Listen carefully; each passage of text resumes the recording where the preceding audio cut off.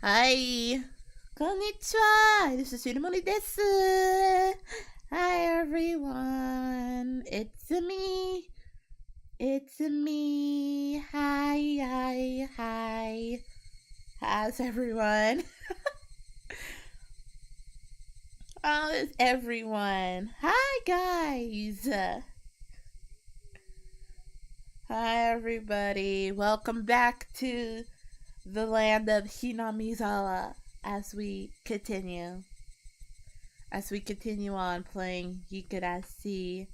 Hi.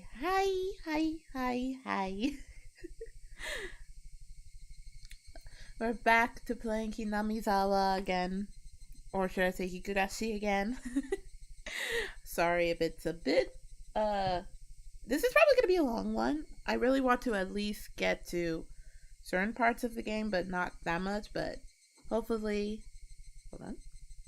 Oh shit, so large. Hopefully this will be another nice stream we have ourselves here.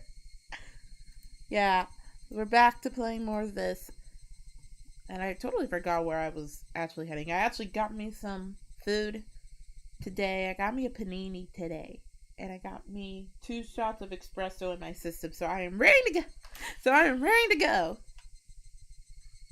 Okay, let's continue where we left off. Oh shit, I'm so huge. I'm so large. Oh no. Yeah. Anyway, let us load from the last time on to chapter 2.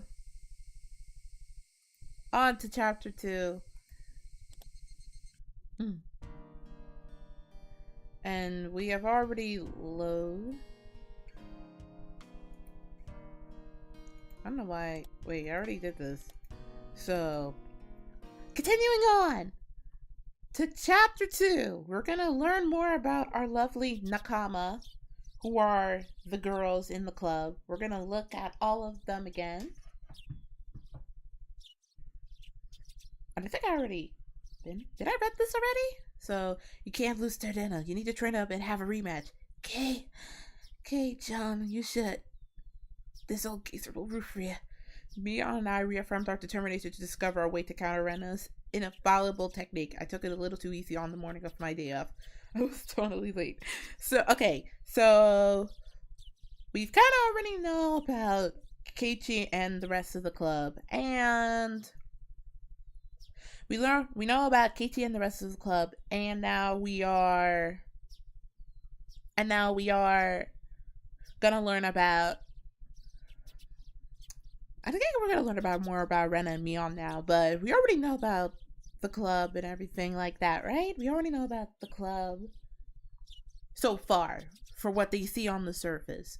So we already know about the club. We know Rena, Mion, Rika, Satoko. So this is just day 1. Today was the day Rena and Mion were going to show me around Hinamizawa. Right, okay. Recap.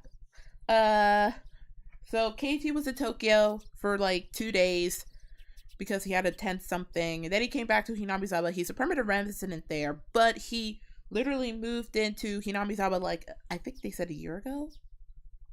No, he said like a year/a month ago, I think. So he's kind of new to Hinamizawa. He doesn't know all the shit that's going down. He doesn't know everything about Hinamizawa, so he's gonna get a tour of the place. He's gonna get a tour of the village.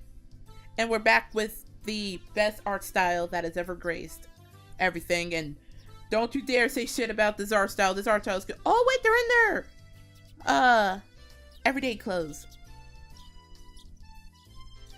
They're in their everyday clothes, actually, for today.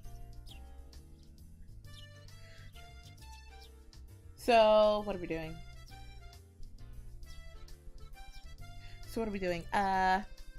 So basically what we're learning here is that Keiichi is new. He doesn't know Hinamizawa, so I think Nena and Mion are just gonna take him on a tour of the place. Because again, he is really He is really new to Hinamizawa. Nena, oh shit. I missed the log, damn it. Nena and me were already running at the meeting place. Okay, cool.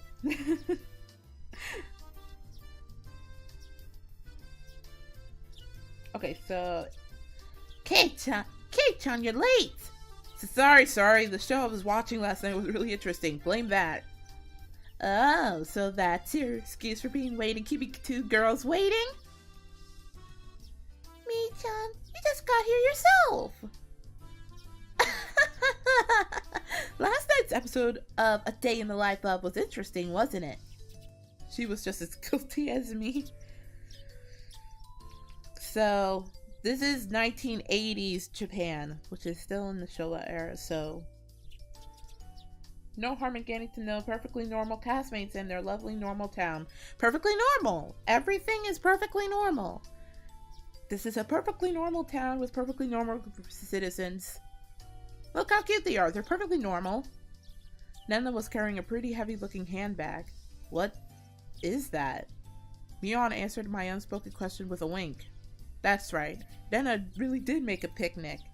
Oh, she made us like her she made it like a freaking obento. That's so cute. She made us like homemade food. Made us homemade food. Oh my god, that's so cute. Kate-chan, after you left, Nena pulled out all the stops. It's not like I forced her to do it. It was nothing, so don't worry about it, okay? She's been like this last night, you know. Can't you take responsibility for this? Alright, I am a man after all. I'll take responsibility. Oh, look how cute Nena is, though. Okay, I've been getting a lot of freaking slack that people do not like this art style and want the newer sprites, but look how cute this is! How can you not like these? These are iconic. Like, if I would totally ask to have fan art of me drawn in this style so I can... It's so freaking cute. I love this art style. I love this so much. It's such a cute art style. Don't ever diss this art. It's so good. Also, look at the boobs. That's a sign of culture. Also, she has a gun in her thing. I think she always usually carries a gun for something. She is the upcoming heir of the Sonozaki, so I guess she has to have something to protect herself with. Responsibility for what? For what? Take responsibility that you're cute. As we both turned around slowly to look at Nena, our gazes drifted downwards to the massive handbag she was carrying. It didn't seem logically feasible that it would be entirely filled with lunch boxes. Except this was Nena we were talking about here. About 2 kilos, I guess. When Nena was picking it up, I could see she was struggling a bit. I'd say 5. You're exaggerating! Kate-chan is a boy after all. I thought he could probably eat a lot, so I made a lot, okay?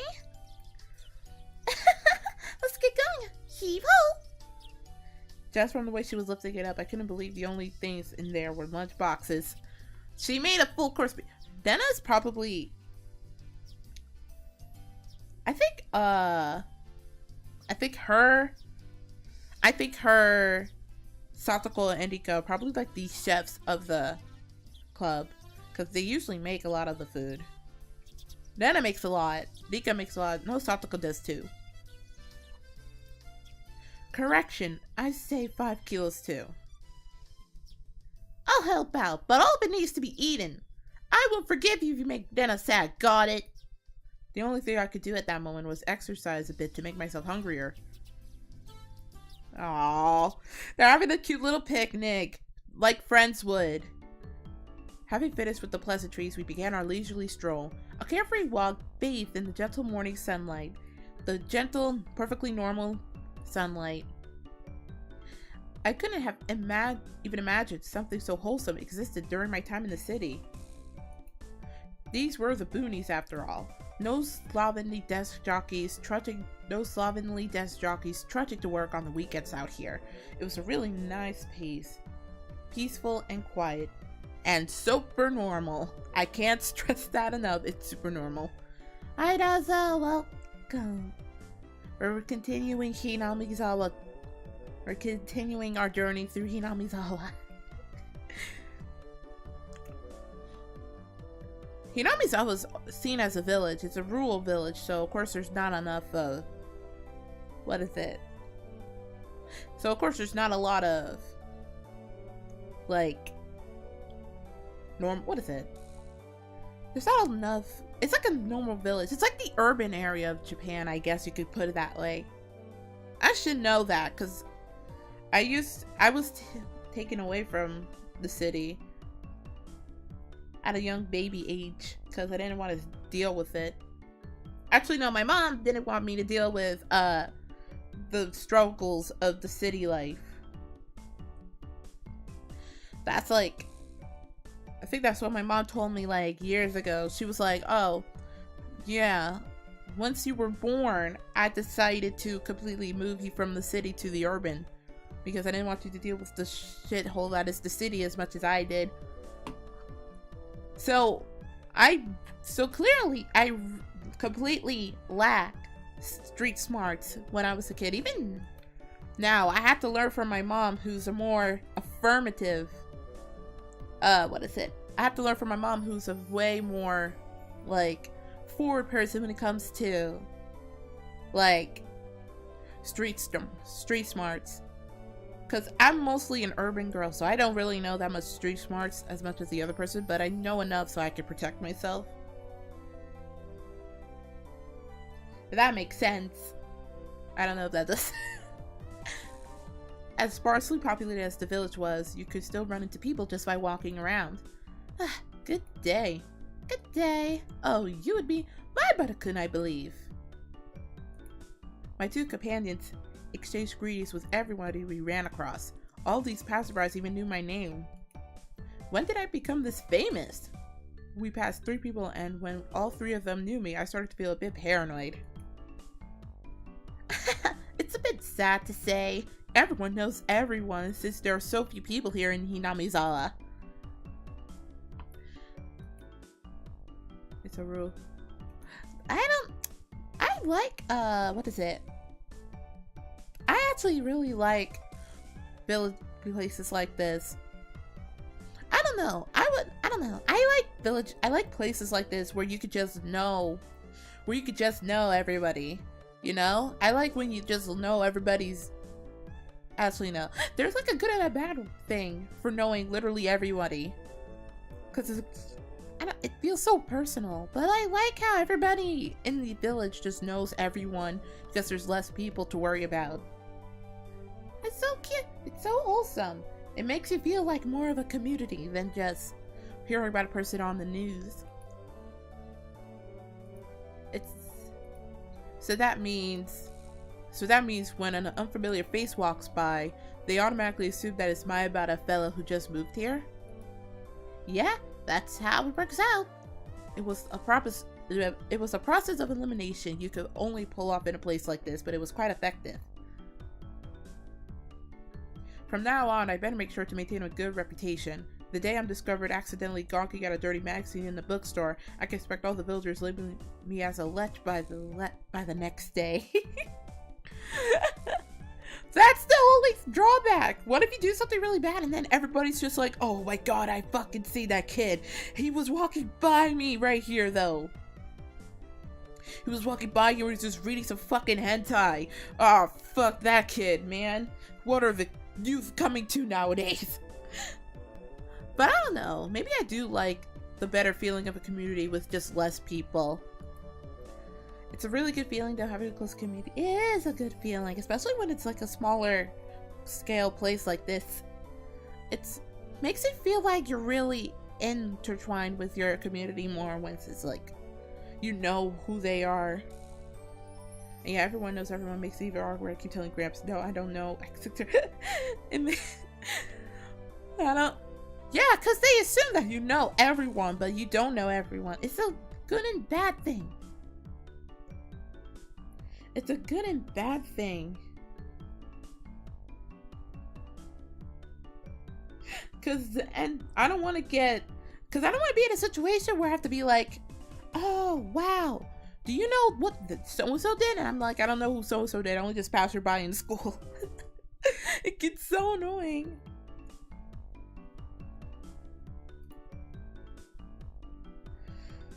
Hinami's always have to be trifled by.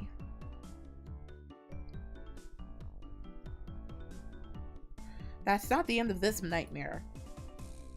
Of course I know them. The first person we met was old man Takazo from the Makino Bike Shop. His hobbies are bonsai and playing the flute. Next we meet the grocer's second son, Daisuke-kun. His hobby is sharpshooting and he hopes to be an ape sniper in the future. And the person we just met was Mio-san, the nurse from the clinic. Her hobbies are bird watching and photography. You know the names of everyone we pass by, and even their profiles?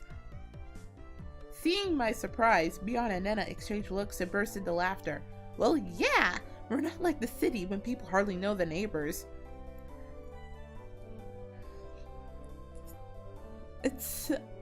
I don't know. For me, the city felt closer as a community, honestly. I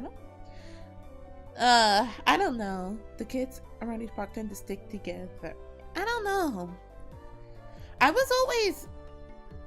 don't know. I don't want to get interpersonal because we're already starting the stream and everything, but I don't know. I really felt like I belonged anywhere, in all honesty, in any community anywhere. No, like, I always wanted to fit in with people that share the same interests as me so I could build better connections and everything. But to be fair, even from a young age, I was always seen as a bit of an outsider because of either how I looked or how I tendally acted around people. Like, I used to be really vibrant and used to be really talkative and everything like that, but people didn't like that. People didn't like that about me. They didn't like how I was such an outgoing person. They always try to shut me down and everything like that. Like, I was always be shut down because of how I talked or how I acted or how I just really expressed myself in a vibrant way, that I think it just carried over to me nowadays, that I just became like very withdrawn from everything. I don't know. I didn't want to get personal about that. This happened in like a little tiny city or something like that, like years ago.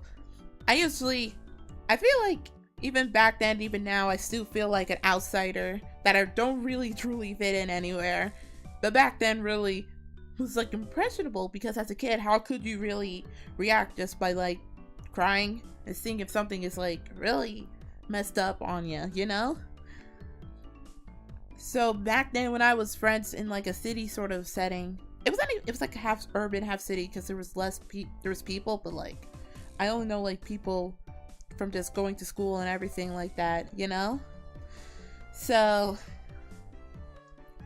when I was small, when I was like a kid, I rarely had friends, and the friends that I did had, they were all live very far away from me. So when I was trying to make friends without my true friends near me, it was a very disappointing and depressing journey, because I was different from everyone. So I guess people just wanted people to fit in with their stuff and everything.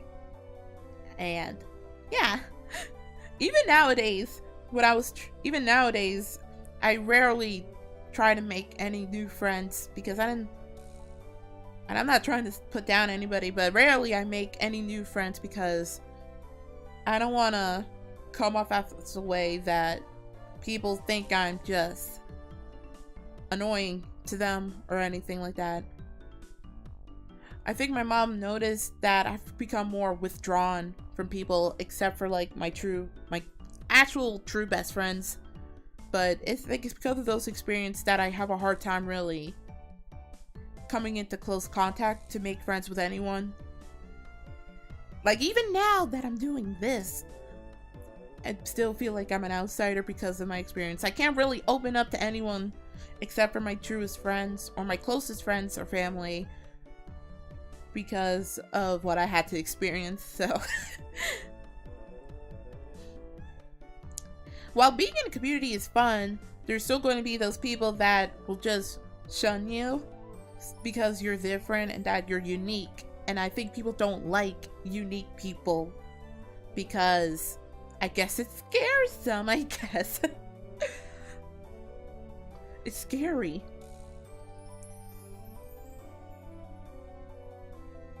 Yeah, I'll get that a lot of others and my best friend most to shun me outwards. Like, I remember one time, I was singing along with the song like everybody else, and then a girl on the bus told me to shut up. So I just stopped, like, singing along and just kept to myself while everybody else did. And it's like I was doing everything like everybody else was doing, so why am I getting punished for it? It was a tough time for me, honestly. But anyway, I'm not gonna dwell on the past so far. I need to keep going. Then let's try it out. You there. Who am I? You're Keiji Mabara. You say some mean things, but you're actually a kind of shy person. It's been 3 weeks since you transferred here. Your hobby is taking afternoon naps. Lately, you switched over to wearing boxers, didn't you? That's enough! That's enough! Boxers? Enough of that! Apparently, there is absolutely nothing you can keep hidden here. Hinamizawa was not a place to be trifled with.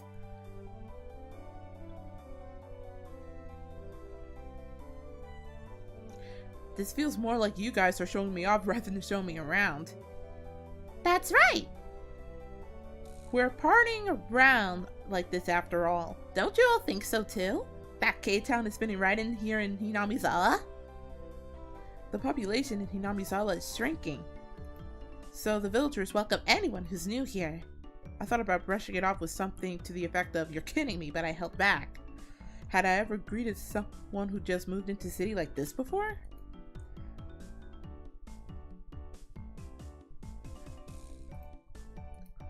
And yes, people don't handle unique at all in general. It takes, it's disappointing that no one really takes unique. Like, I didn't mention this at all.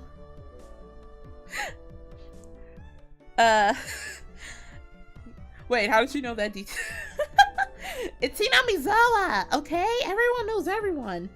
It's Hinamizawa, so everyone shall know every single detail, including what sort of underwear they wear. It's just how the village works. It's just how the village works.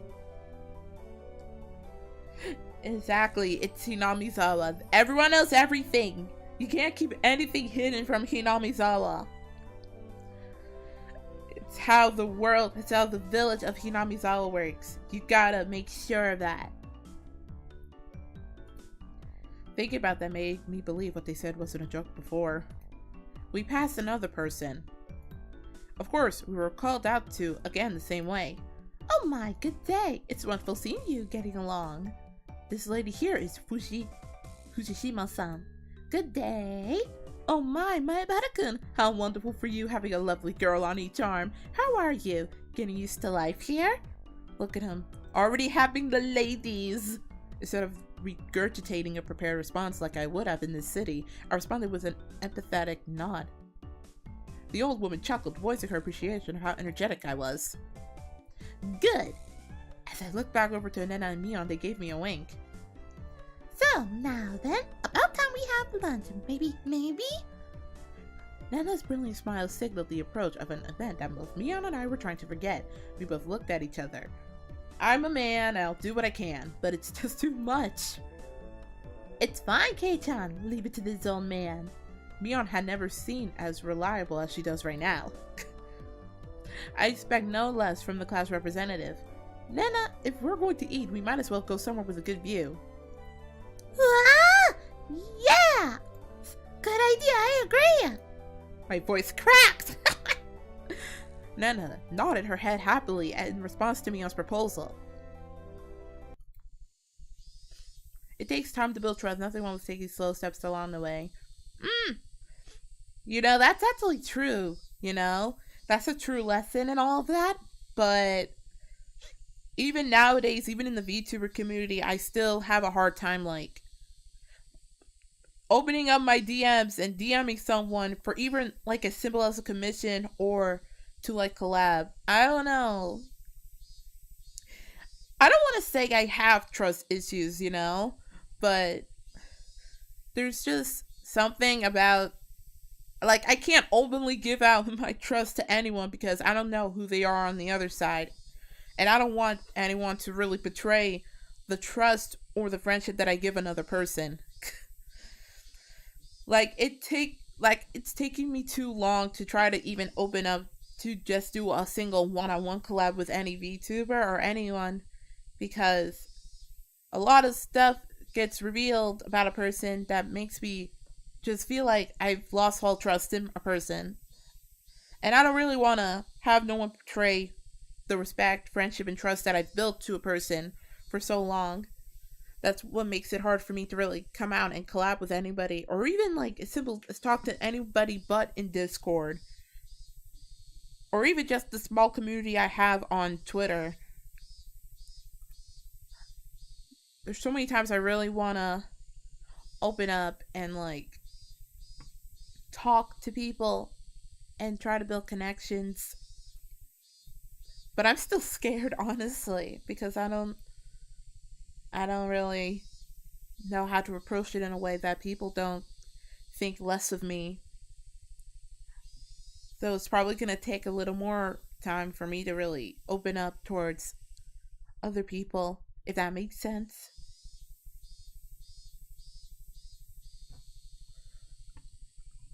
Cresting the top of a stone stairway, a shrine dawned straight out of my imagination appeared before us.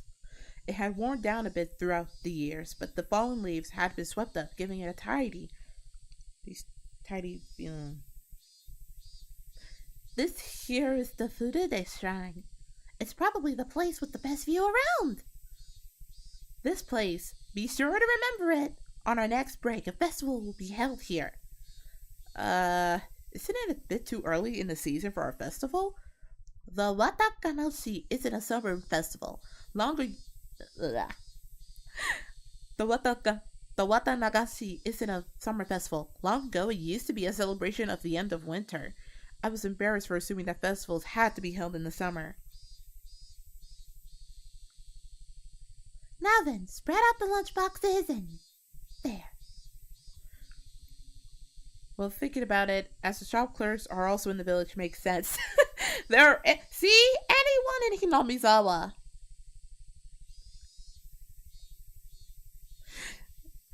Everything in Hinamizawa, everyone knows. You can't run away from that factoid. I'm sorry for the trauma of playing Among Us with me. Yeah, how dare you? How dare you play Among Us with me and you betrayed my trust? You betrayed my trust in Among Us. How can I ever trust again? That one time you just killed me. What's wrong with you? I thought we were Nakama.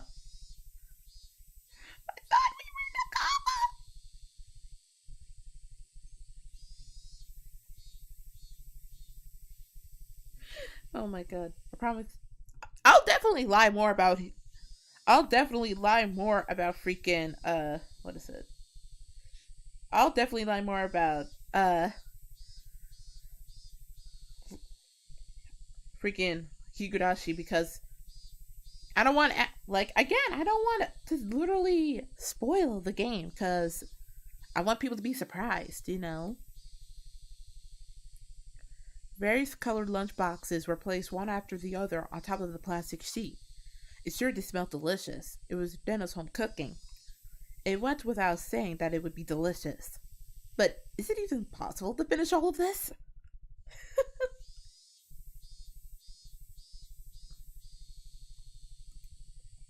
Hey, Mion! It'll take more than just a good view to get this all down, Oh, look, there's a Rika and Satoko again. Good afternoon.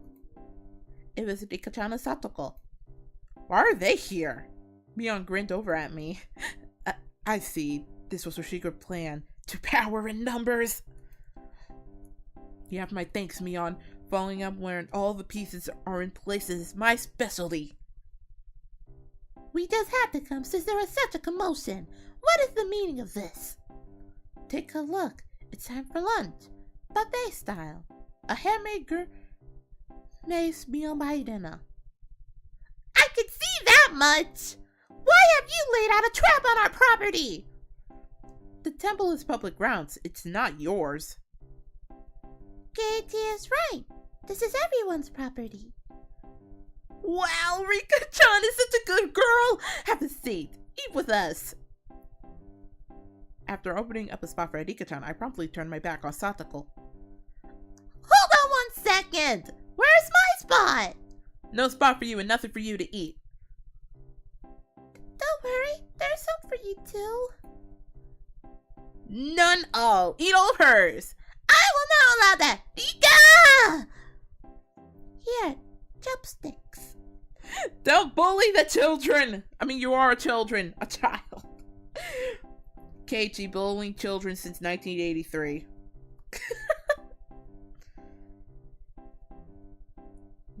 Keiichi bullying children since 1983. When will things change for this city? I killed you after I built trust too. Exactly! How can I ever trust?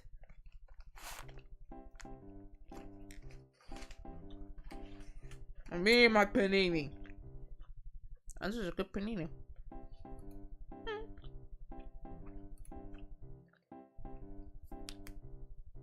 Both Satoko and I leapt at the boxes, having it out with each other. Man, really? Kei-chan, you're really good at leading people on. You might have a talent for this. Have a plate! One for me-chan and Ika-chan too! Then I whipped out pairs of chopsticks and paper plates. If we don't hurry, it'll all be eaten up. That's right, okay. Shall we commence this battle? Please eat a lot. There's enough for everyone. Then I said as she opened up the thermos. Just then, I realized that this lunch was made under the assumption that 5 people would be eating. It didn't change how much there was, but the implication behind it was different. I will not allow you to have this hamburger! Ugh! Using your elbows against the rules, Satoko! Grabbing the back of my collar is also against the rules! It was a tough battle, blocking with her full momentum and an elbow in the opening moves. Satoko appeared to have the upper hand, but the difference in our proficiency with chopsticks proved to be fatal, gave me the upper hand. Ah! The last meatball! Satoko Hojo has been bested! No. No. Satoko and I admirably began choking at the same time, falling backwards and spasming. Nika-chan patted me on the head to clear it, even though it was actually stuck in my throat. Seeing that made Nana blush and breathe heavily in excitement. It was almost like I was phoning all around her. Mion advised Nana to refrain from saying anything that could get her locked up. This is how our meals usually go. I'd do anything in my power, just so things could stay like this. Nana's too much. The intense battle calmed, and finally everyone reached a point where they could begin talking. Receiving tea from the thermos, I let out a small sigh. I do wonder why there are so few words in Japanese to praise how something tastes. Isn't it because the idea of togetherness during a meal didn't begin until the modern era? It seems that long ago people ate in silence. It must have made the people preparing the food a bit sad, don't you think? It's probably because back then, the people were busy even while eating and didn't have the time to compliment the flavor. That's just you. But, you know, just hearing that it's good makes me happy. That's my effort was worth it, I mean. She blushed a little as she said that. Aw, Emma! It was delicious. With absolutely perfect timing, Nika-chan struck Reno directly with praise. Quote unquote praise. Look at it. It's so cute. It's so cute. Just like, I love visual novels that you could just get to know all the characters like wholeheartedly like this. It makes me really happy. I love when you just get a good chunk of the story just, you know, you get to finally like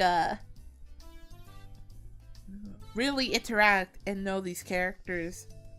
It's so good.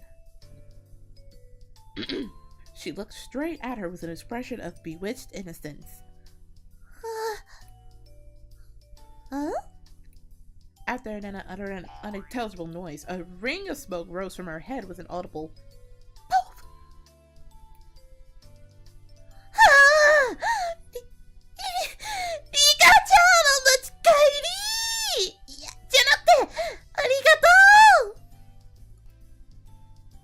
It was really delicious.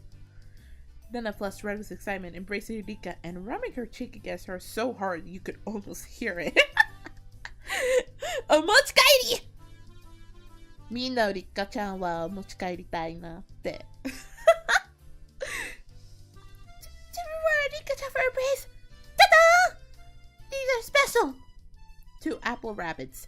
After sticking toothpicks into them, she thrust them towards Rika-chan. After Rika-chan accepted them, the mood suddenly shifted in a bizarre way. What is it, Satoko? What's with that defiant look? Has everyone prepared a proper praise to receive apples from Rena-san? Don't push yourself. What kind of praise can you think up with your weak vocab? Well then, allow me to show you. After Satoko flashed Mion and me a defiant look, she changed the tone of her voice suddenly. What is he even gonna say? Hey! So! Oh, やっぱりお姉ちゃんっぽい声はいただくな。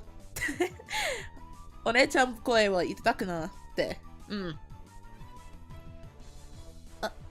Hey! So, then on Nechan's lunch? Satoko thought it was only 2. Satoko looked up at her proudly while talking cutely.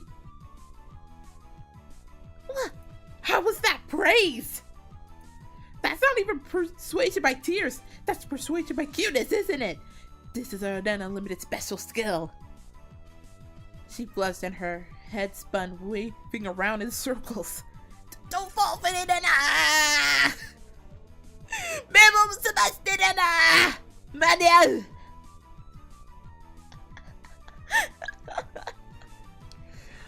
I'll use my Moe Moe Kyun to gain some approval points from Rena. Moe Kyun!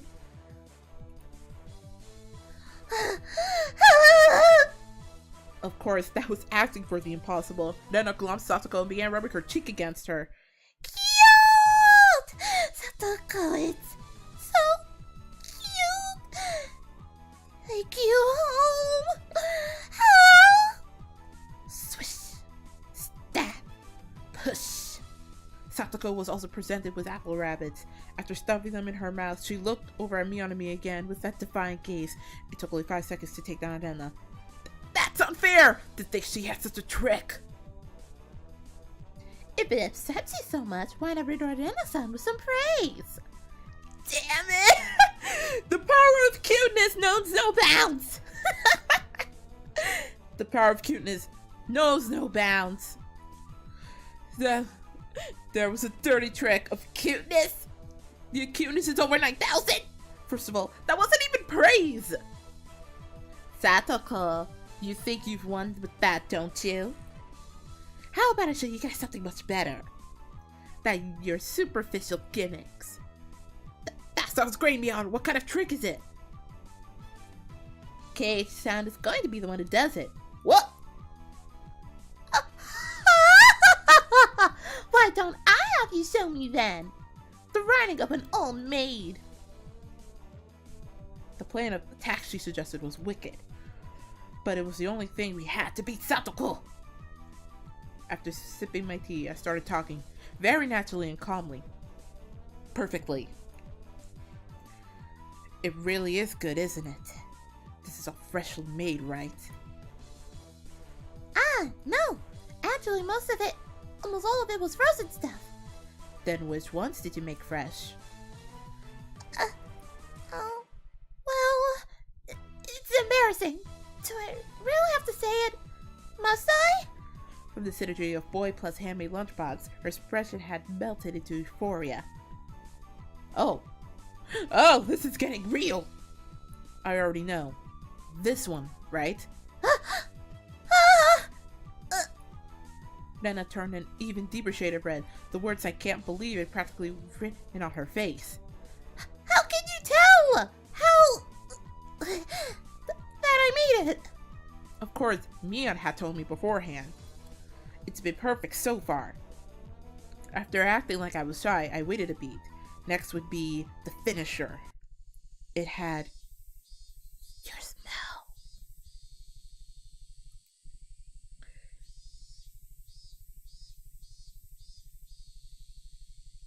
Absolute Chad energy. 10 out of 10. I can't believe in that entire time there's one doctor that could give them an ointment for the swollen. Stop!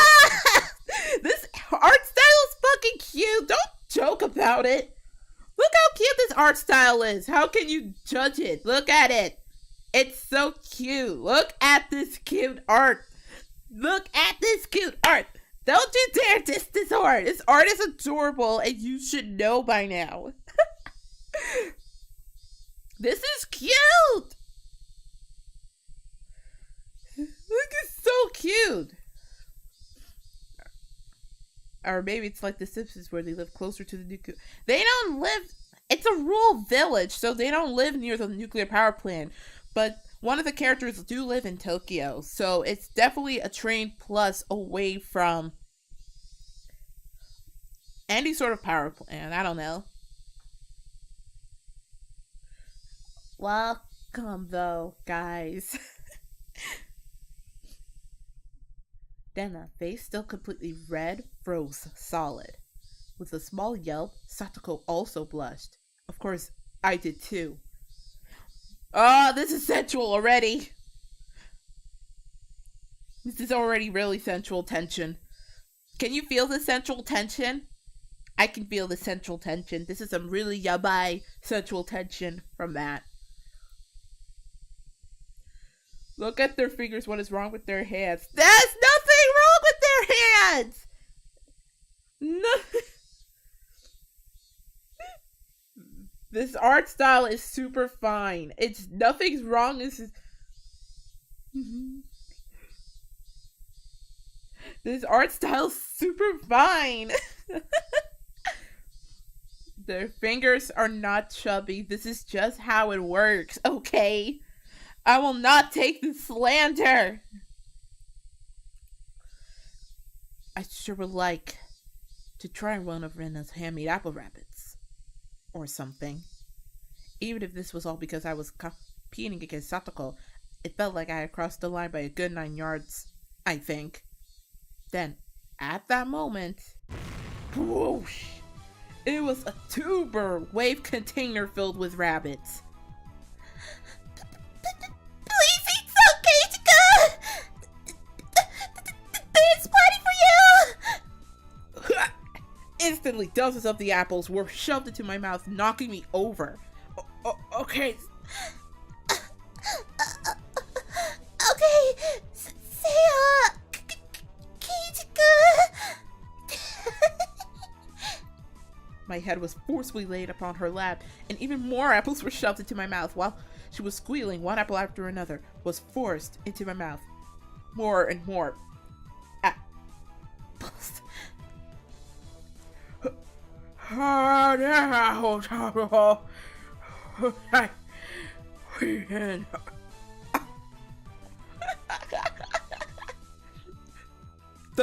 The thousand words of a Giga Chad.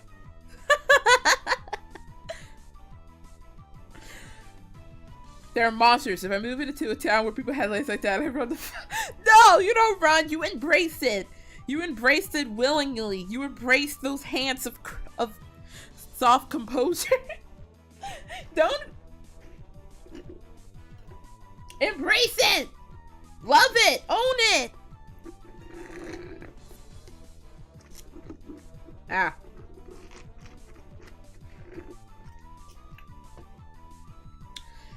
This art style is fine. What's the problem? Exactly! What is the problem? This art style is great. Fuck you. That's not how hands work, Iris. That's not how human beings work. Well, this is anime, and human beings can look whenever they darn feel like it. Don't mess with anime logic. The anime logic is in full effect. You can't mess with it. I was gonna make a joke about shoving it in my mouth. She's shoving all those little tiny apples in his mouth. She's just packing in all those apples in his mouth.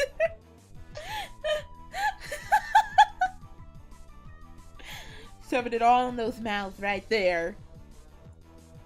Kei-chan, that was a beautiful sacrifice. How's that, Satoko? This is our complete victory, isn't it? I can't believe it!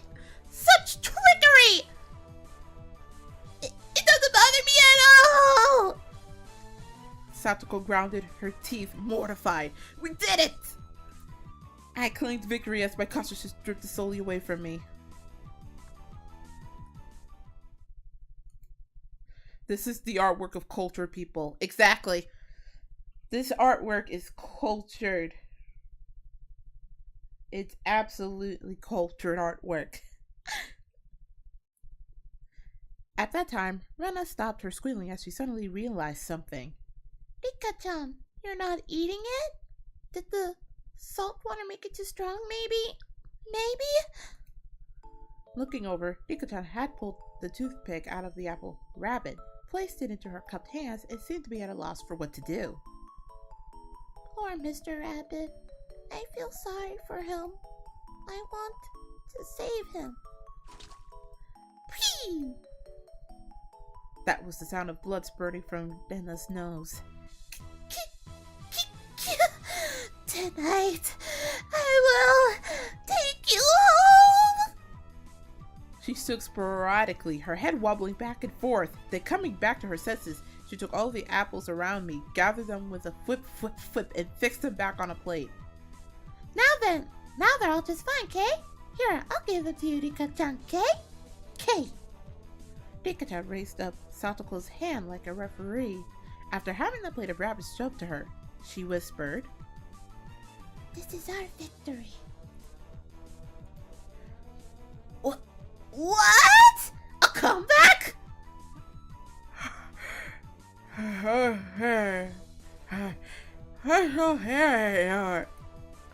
Thus, my sacrifice ended up being in vain. Never.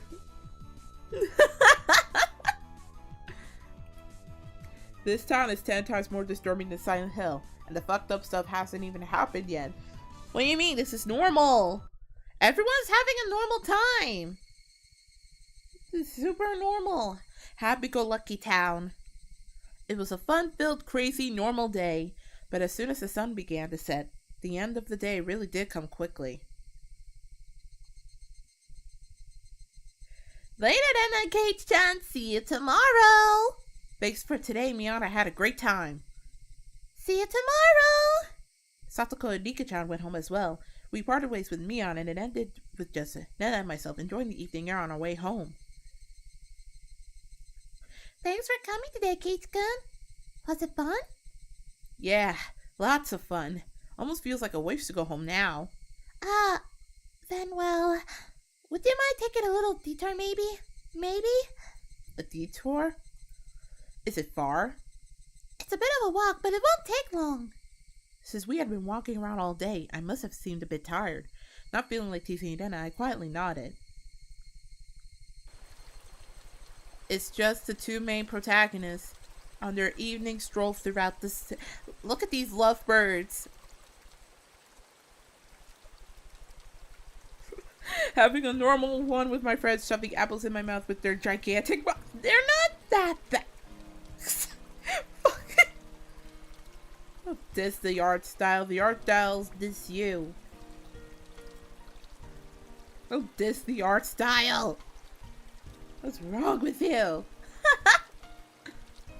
Traversing a small path and up a small hill, the land suddenly stretched out before us. there what looked like the remains of a dilapidated construction site came into view. Ah, it's the junkyard. A large heap of garbage spread out up towards the swamp. Probably illegal dumping. I recalled it being the newspaper. It's been quite a while. I wonder what's here. When you say it's been a while, you mean the business you had here was with this garbage pile? It's not garbage! To me, it's a pile of treasure and memories. Nana had already entered the well-known cute mode of hers. So that means there was something cute here? Whoa. Wow, a new pile! I can't wait! She bounded up the unstable slope. I'd expect no less from a born and bred country girl. Hey, wait, I'm calling you. My city race cell was completely pitiful. It's alright, just stay there, Kichika! It won't take long! Nana kindly declined my accompaniment. Don't fall, watch your step! I'm fine. This is nothing at all! Literally bounding up the heap of trash, Nana disappeared over the other side. I didn't like being left behind, but it was still pretty tired from the whole day. So I ended up just waiting. They literally live next to a dumpster. No, it's not a dumpster. It's Nana's pile of goodies and treasure. You would know if you watched the anime. This is her pile of treasure and memories and treasures. Don't fucking diss it. It's her pile of memories and treasures. The cry of Higurashi gently cooling the air. This is why everyone is deformed. It all makes sense now. What? It does not make sense. It does not make any sense what you're insinuating. It does not make sense what you're insinuating. Okay, this is perfectly normal. This is perfectly normal. This is super normal. Just then, the sudden noise of scattering pebbles alerted me to somebody's presence. Startled, I turned around. Holy shit, it's Tomiyaki! Tomiyaki Flash! Tomiyaki! Oh my god, wait, I need to see him in the new style. Oh, hold on. Oh yeah, look at that! He has those pecs! Good old Tomiyaki! Good old Tomiyaki with his shit. Ah, forgot that's how Tomiyaki is. He's standing there was a typical looking photographer. He spied over at me through his camera. His body was tanned and fit, but something about him seemed unreliable, and he had a bit of an aloof air around him. Well, it didn't seem like he was a bad guy in any case. Whoa, you surprised me.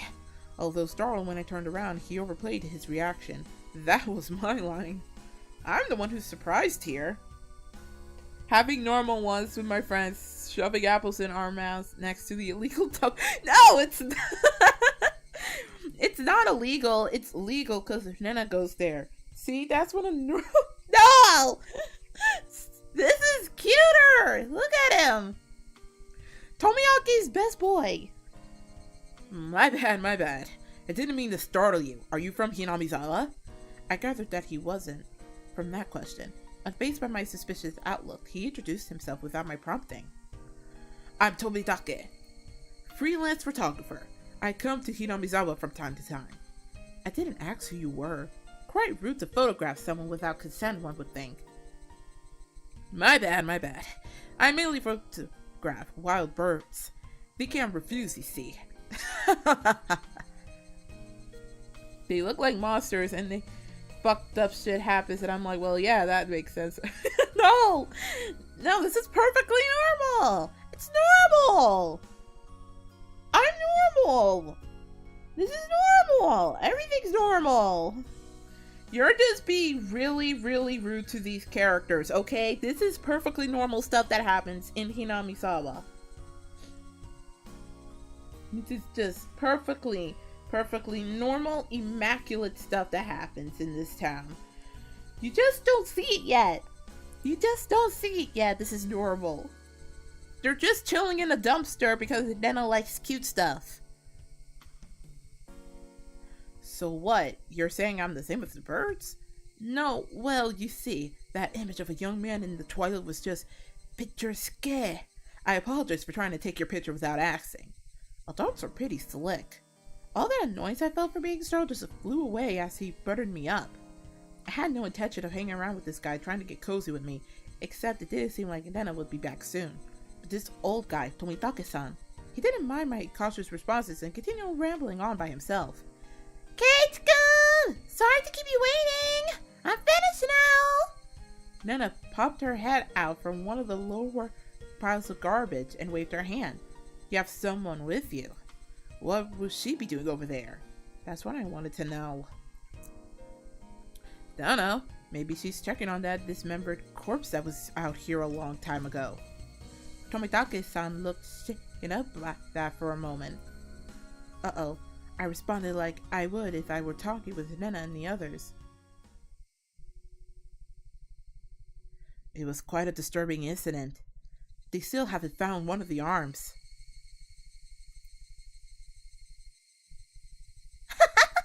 Skate-kun, sorry to keep you. You were waiting a while, I guess. I'd best leave you two lovebirds alone. Again, my apologies for startling you, Kate-kun.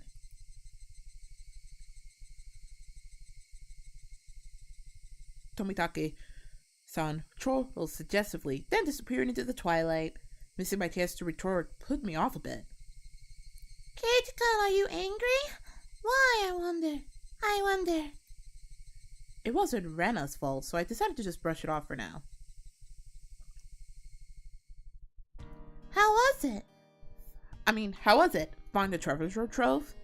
Oh, yes! So listen, you see, there was a Colonel Sanders doll. Oh my god!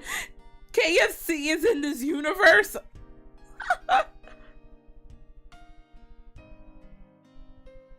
Wait, Colonel Sanders is in this universe! I knew it! KFC is taking over! KFC is taking over! This is what KFC wanted. This is what they needed. KFC is taking over and... Look, she found a Colonel Sanders doll! That thing, those statues they always have out in front of that fried chicken place. That life-size dummy. I knew it! They murdered Colonel Sanders! That's the twist! Oh shit, you mean to tell me the Monsters Hand people are secretly murderers? What a twist. She killed Colonel Sanders' statue. That's why she was trying to find it. That's literally it. Because she knew that Colonel Sanders was going to be super freaking... Yeah. This is Colonel Sanders right here. She killed Colonel Sanders. Cute, I want to take it home. I couldn't tell how she decides what's cute or not, but, well, she seems to want it. It's garbage, right? No one would care if you just take it home, right? It's become the base of another pile. I can't dig it out easily. There's no lamppost over there, so it'll get dark pretty soon. Nena seemed down quite a bit about finding a treasure and not being able to bring it back. I'll help you out to repay you for that delicious picnic you prepared today. Thank you. Birds heading home to roost proclaimed that nightfall will soon be upon us. Kate-kun is going to help. I can take Colonel Sanders home. This is what human hands look like. I imagine I got the meaty chicky. They don't have big meaty claws, so they don't have big meaty claws. Okay, that's a different story. I tried asking her in a way that wouldn't take her out of her cheery state. Hey, Nena. Long ago, did something happen here? Seems like they were building a dam here.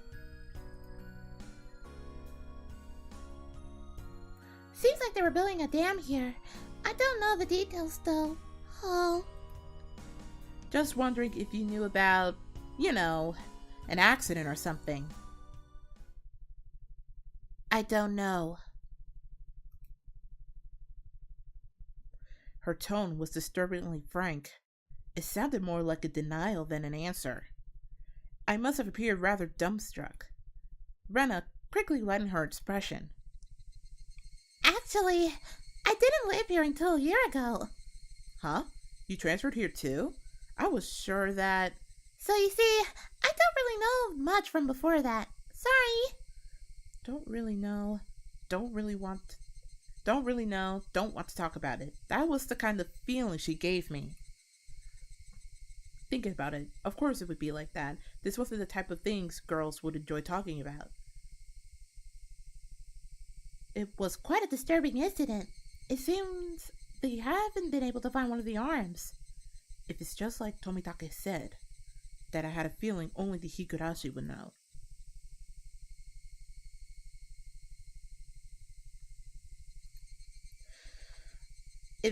I'm sure it's all has a normal explanation, like how their hands are big because they haven't gone hand-holding without someone yet. But you have to make sure your hands are pure. Oh. You have received new tips. The Maebara Mansion and the damn... Ooh, let me save.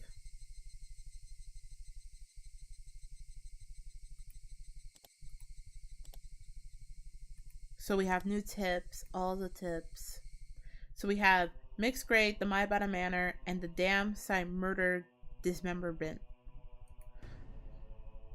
But we have to make sure your hands are pure so that you don't get them looted. That's the whole point, right? You have to make sure you don't hold hands with people so that they won't get looted.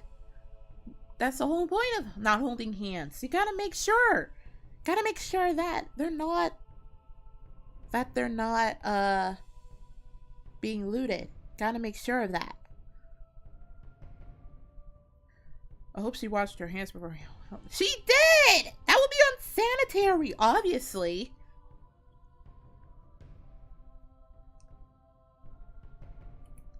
So we got two more things. We got the Maebara Manor, which is basically his house, and then the damn site murder dismemberment, which I guess we'll read right now. This is from the newspaper, so from the June whatever 1979 edition. The Shishimone City Okinomiya Police Station, June. Late at night, suspects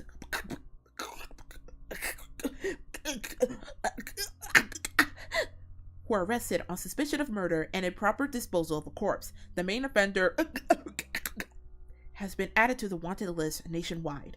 According to our sources, the 6 suspects were at the Hinamizawa Dam construction site workroom on the at 9 p.m., where they are suspected to have assaulted and murdered the site overseer as a group, dismembering his body and hiding in it. On the at 8 o'clock in the morning, a report was filed by the Shishimone City Hospital in which a male suspect alluded to have murdered Mr. When questioned at the police station, the individual confessed to the crime. Since a portion of the body was recovered at the location he gave, he was arrested that afternoon on suspicion of murder and mutilation of a corpse. The rest of the suspects were arrested the same day, but the main culprit is still at large. Police are currently on his trail. The motive is perpetrated to be a drunken verbal dispute during which he killed the victim in a fit of anger. However, as there are multiple inconsistencies with their testimonies, the investigation is ongoing.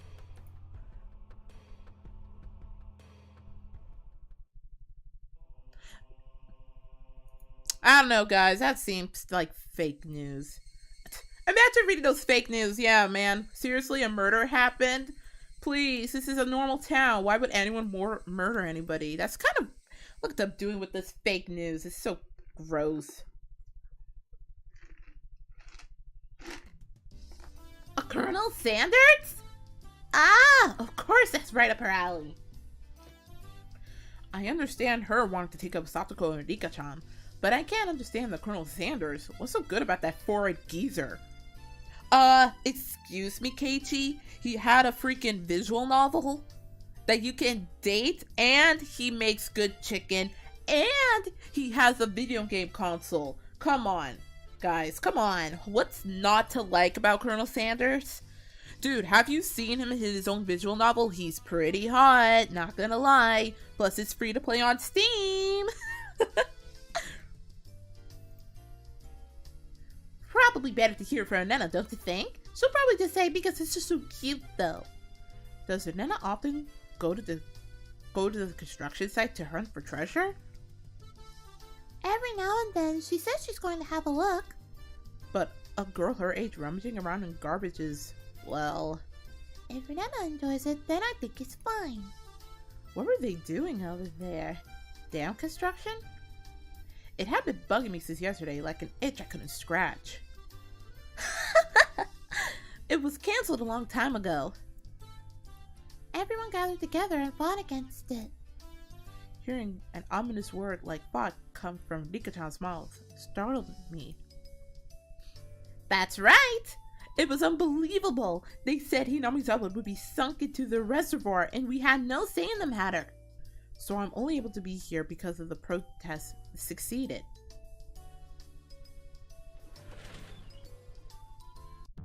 I'm sorry. I didn't keep you, did I? Did I? My dearest apologies, Keiji-san. It took me a while to pattern my nose. Satoko, wait to use the can until you really have to go. It's a lot easier since it shoots right out. How dare you speak that way to a maiden of unparalleled beauty such as myself? Who is she calling a maiden? I could excuse kidnapping children by picking up trash. What a weird... No, that's her treasure. Don't you understand? She found a really good Colonel Sanders. And everybody knows Colonel Sanders has that unremarkable charm that no girl could resist.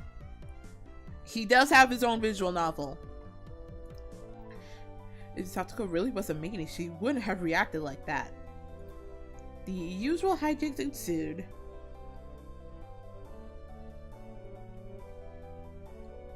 What? They have noses! They see it's right there! Look, right there! There's a dot right there! That's her nose! They all have noses. You just don't understand. Like, I have a nose. Now then, gentlemen, in accordance with the rules of our society, I bring a point to discussion. He, Keiji Maebara, wishes to be included as a member in our activities. What say you? Urdana has no objection! I wonder if the likes of this peasant is up to the task. Me and Satoko both approve. The three that Mion had queered voiced their approval. An unanimous decision! Congratulations, KT Maebara-kun! I present you the honor of being allowed to take the entrance exam for our club. Start from the beginning? I did say I would join. What club is this? What our club does, you see, in order to cope with our complicated society, we perform various activities under different set of rules. Sometimes they are in your favor, and sometimes they work against you. I'm pretty weak, so I'd prefer if you didn't single me out. Let's try to get along. You're so naive, Nana. The law of the jungle is survival of the fittest. This was starting to sound a bit sketchy, so what kind of club was it? I can understand why people go inside this town. I'm already going insane, and it's only episode 2. This is actually chapter 3! We've already finished chapter 2. We already finished chapter 2. This is chapter 3 now. The hijinks never end. To sum it up, it's a club where we play games together. Rika-chan was the only one to answer my question with a pertinent response. The Seethe and Cope Club? Wait, this is a club where they play games. The Seethe and Cope. That's how every game club is. You just seethe and you cope, as you can't beat a person in Smash Melee or Mario Kart. It's the law of the jungle alone. So basically, this club puts Mion's hobby of collecting games to use by playing the various games that Mion had hoarded every day. It seemed that, depending on the day, there was prizes for the winner or a penalty for the person who finished in last place. I'll make this clear right now. We aren't playing house here. You should treat each win or loss as if your life depends on it, alright? What's wrong? It's just having fun. Don't make it sound so crazy. The first rule of our society: aim only for first place. Going at it half-assed just because it's a game, it's not allowed. Rule number 2 of our society: for that reason, you're obligated to make all possible efforts. The way Satoko said it, it sounded like she was saying use any means necessary. Yeah, that's how games work, okay? Don't you understand, Keiichi? That's how games work in any society. You have to make sure you use any means necessary to win, even if it doesn't seem unfair. Apparently that's what you humans decide to use for survival of the fittest. You humans decided to make that sort of mindset yourself. So it's only obligation that you must continue to go down that faith, obviously. Of course, I will do my best too. I'm pretty weak, but I'm trying my best. I knew what they were trying to say. In a game where everyone is aiming for the top, it's rather unsportsmanlike to play just for fun. Alright, then I too will go all out! With that, I was finally ready for the rite of initiation, my baptism into the club. It's all about that countryside scenery. Everyone more moves over and keeps their sanity because of the scenery and the lovely, almost endless sound of cicadas at in all hours of the day. Exactly, that's how you keep your sanity in Hinamizawa. Keeping that sanity in check, you know? Keep that sanity in check all day, every day. That's how you totally do it. That's how you totally do it. The first rule of the Code Club is never talk about hands. The second rule of the Code Club: never talk about hands. Third rule of the Code Club: never talk about hands. It's like Fight Club. Never talk about Fight Club. First rule, never talk about it. Second rule, never talk about it. Third rule, never talk about it. A word of warning, Kei-chan. Nana can get pretty nasty. This initiation looks like it's going to be rough. Mion began fishing around in the student lockers in the back of the room. They have the games here at school? Well, it's club equipment, so I guess that's fine. Complicated games will put Kei-chan at a disadvantage, so today we'll play a game that you should be familiar with. How about a standard card game like Old Bachelor? Alright, let's do this! Can't really get into it unless there's a penalty. This time the loser will be sentenced to having their face drawn on. What do you think? What? It won't be oil-based paint, right? Right? Oil-based face painting with oil-based paint? That is perfect! Satoko cheered the idea on. She didn't even flinch at the thought of such a severe penalty. It seemed like she was raring to go. If this is going to be like this, then I can't lose either. Then I'll just cut the deck and start dealing. Old Bachelor is pretty much the same as Old Maid. There's only one difference. There's no Joker. In its place, one card is pulled out at the start, meaning there will be one card without a match left over at the end. You don't know which card will end up being the Joker. It's a pretty thrilling game. I never really played Old Maid. I've played Goldfish. I've played, what was that other game? Flapjack? Blackjack? I played those. I never really played Old Maid before. I never even heard of that game before. Is it kind of like Goldfish? That shows how much I'm not really like a kid gamer. You know? I don't really play those sort of games, to be honest.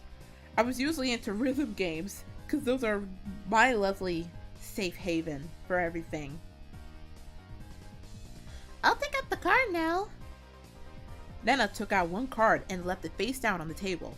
Everybody stared at the card intently. Well, it'd be pretty obvious in the endgame. No way to tell at the start. But the rest of them were very serious. They didn't seem as relaxed as I was.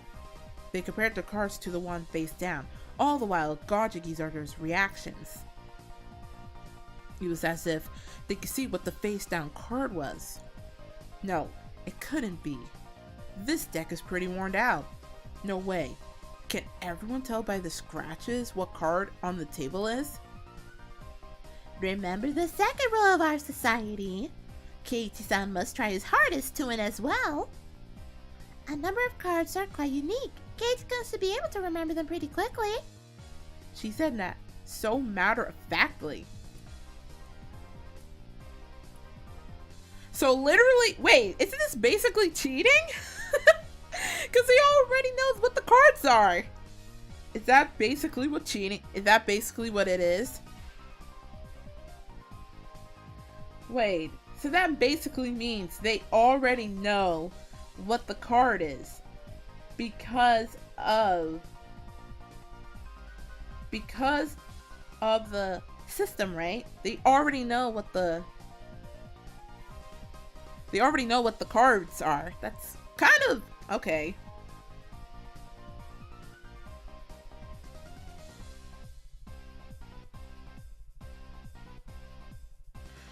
Suits to be fine. Don't think a little thing like that could be your crutch.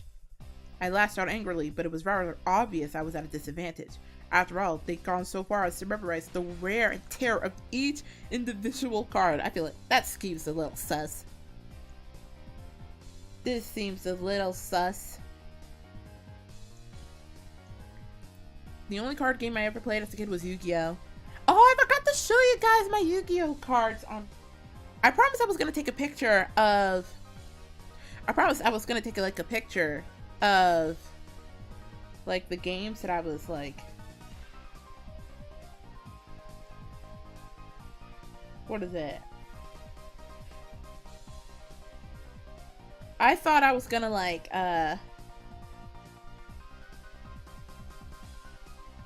show you my cards of what I got from the fucking thing, but like I have to put out a picture. But I did find I did get a photo of the type of Italian alcohol I have in my thing. I think I'll share it at the end. I have so much PTSD of trying to do that.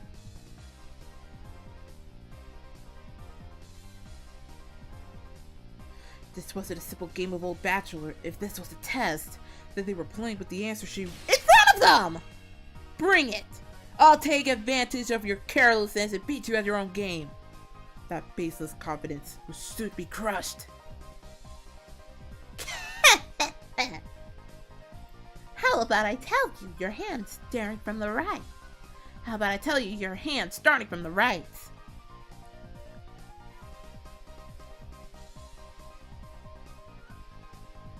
Dun, dun, dun, dun, dun, dun, dun, dun, dun. Dun, dun, dun, dun, dun, dun, dun, dun. Okay. This game was rigged against him even before it started. It was rigged! Because I remember this from the anime too. They literally rigged the entirety of this game from the start. Because, I don't know, if you look at the...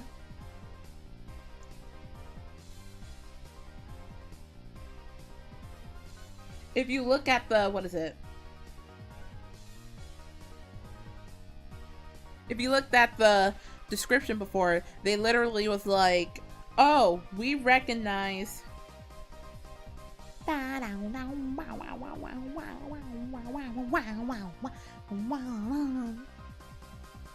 Like, if you look, like, what is it?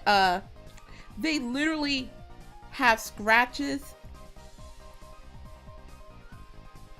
They already have scratches on, like... what is it? They have scratches on each and every of those cards, so they literally recognize each and every card. How about your hand starting from the right? 3, 4, 9, Jack, Queen. By the way, the Bachelor is the Jack of Diamonds. I can tell what they are even if you switch them around. I'm out.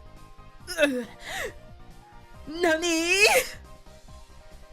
Italian alcohol? Yeah, I mentioned on a stream before that I do have like Italian alcohol in my, I think it was an Italian whiskey that actually, now that I think about it, I do know the brand of it now because I did took a picture. It's called Disaronno. Disaronno. Disaronno. That's what the brand of the Italian alcohol I have. I didn't know what the brand was because I knew it was Italian alcohol, but I didn't know what the name of it was, but I took a picture. It's in a tiny little bottle. It looks like whiskey, actually. Can we have a Higurashi anime night? Maybe after you finish the game. I would like to watch the anime, but I need to figure out... I would like to watch the anime. Maybe I could do it like as a Discord sort of thing. / watch along on YouTube. I just have to figure out, because Funimation's titles have all been merged with Crunchyroll. I need to figure out where the rest of the... I know the first season, I think, from Studio Dean is on Hulu, I think. And I think it's on... And I think Higurashi is also on Netflix, but I have to check where the episodes are.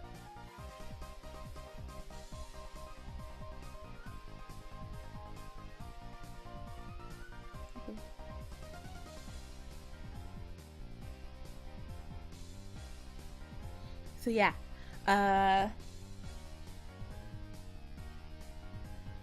so I thought I was prepared, but for it to be this brutal, just overwhelming.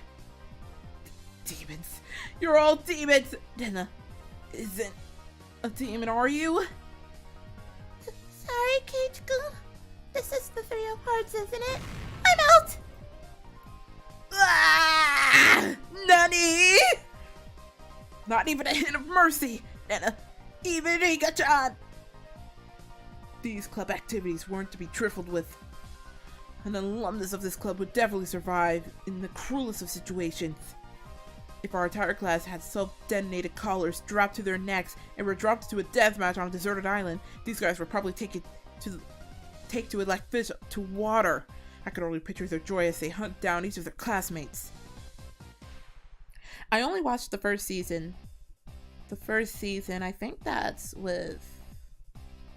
I think the first season was with Onikakushi. And Watakanashi, Meakashi, Sumihorobo. I don't know. I forgot what the first season was, but it had mostly the question arcs. I don't think it had the answer arcs yet. It's a lowest point system. The order itself dictates the points. Whoever has the lowest point total wins. Since Keiichi finished last, he has 5 points. There's already 5 marked down on my scoreboard. I think it's unfair to Keiichi-kun if we don't use a new deck. It's fine, it's fine. Keiichi-kun is a man after all. He can turn the tables even if the odds are stacked against him, right? It's fitting for a lonely peasant to scamper home and soak their pillow in tears, don't you think? A petite hand laid itself on top of my head, which was trembling from uncontainable frustration. It was Rika-chan's. Fight! Nando desu. Thanks to Rika-chan's words of encouragement, I was able to calm down. You need to be calm, especially when you're cornered. That's the power I could muster during this crisis. Yeah, the whole first season is the question arc. Yeah. I only watched so you literally only watched the question arcs. You don't even know the answer arcs yet. That I'm not gonna spoil anything, because I know what the answer arcs are. Think clearly, Keiichi Maebara. Take your time and look at the cards carefully. It's just as Rena said. Each card has its own distinct markings that make them stand out. Memorizing them should be pretty simple. Think about what you can do in this situation. Try everything in your power to improve your chances of victory. Whoa! Great, Keiichi-kun, just like that! I covered the uniquely marked cards with my hands or other cards, arranging them in such a way that they couldn't be seen. The one with the ripped corner should be the 5, and I'm out. I couldn't let any of those precious hints slip by me. All information is a weapon. Then it was my turn. Satoko fanned out her cards for me. You see, I want the 7. Is it this one? I wonder about that. You won't know unless you take it. There was a bit of dismay in her expression, like she doesn't want it taken. That kind of expression! Monster card! I know! It's this one! Got it! 7 of spades! A cheer of whoa! Rang out. I meant I watched it when I was like in middle school, so I barely remember the thing. Yeah, the first season is basically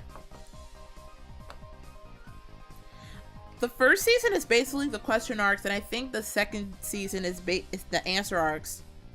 And then, okay, so we have Higurashi first season, which is the question arcs. They have Higurashi Kai, which are the answer arcs. They have Higurashi Rei, which had an entire arc dedicated to Saikoroshi Hen. And again, I may be wrong because I haven't seen the Studio D anime in such a long time. You have Higurashi Kita, which is basically the black sheep of the Higurashi anime because it was mainly filled with fan service arcs, which I don't like Higurashi Kita.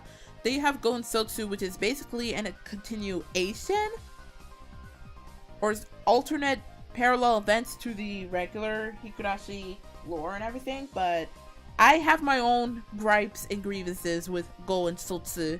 I don't like them because they really didn't need to exist.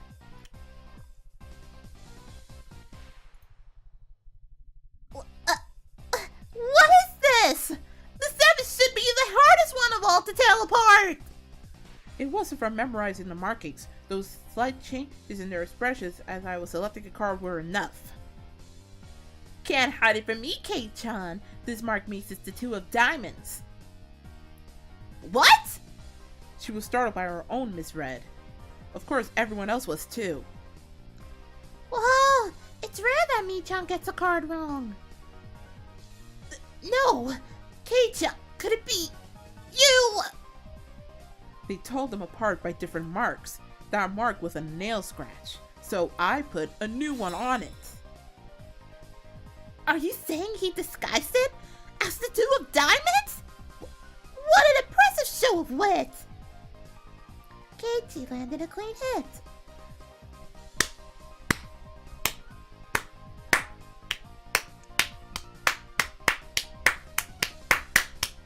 Woo! Yeah, protagonist! Woo! That's great, Keiichika! That was an incredible match, you know? Having defeated the Forerunner Mion, my brilliant battle left me ecstatic.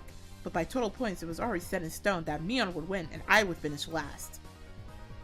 I laughed haughtily, selecting the tone of my voice carefully to get on Mion's nerves.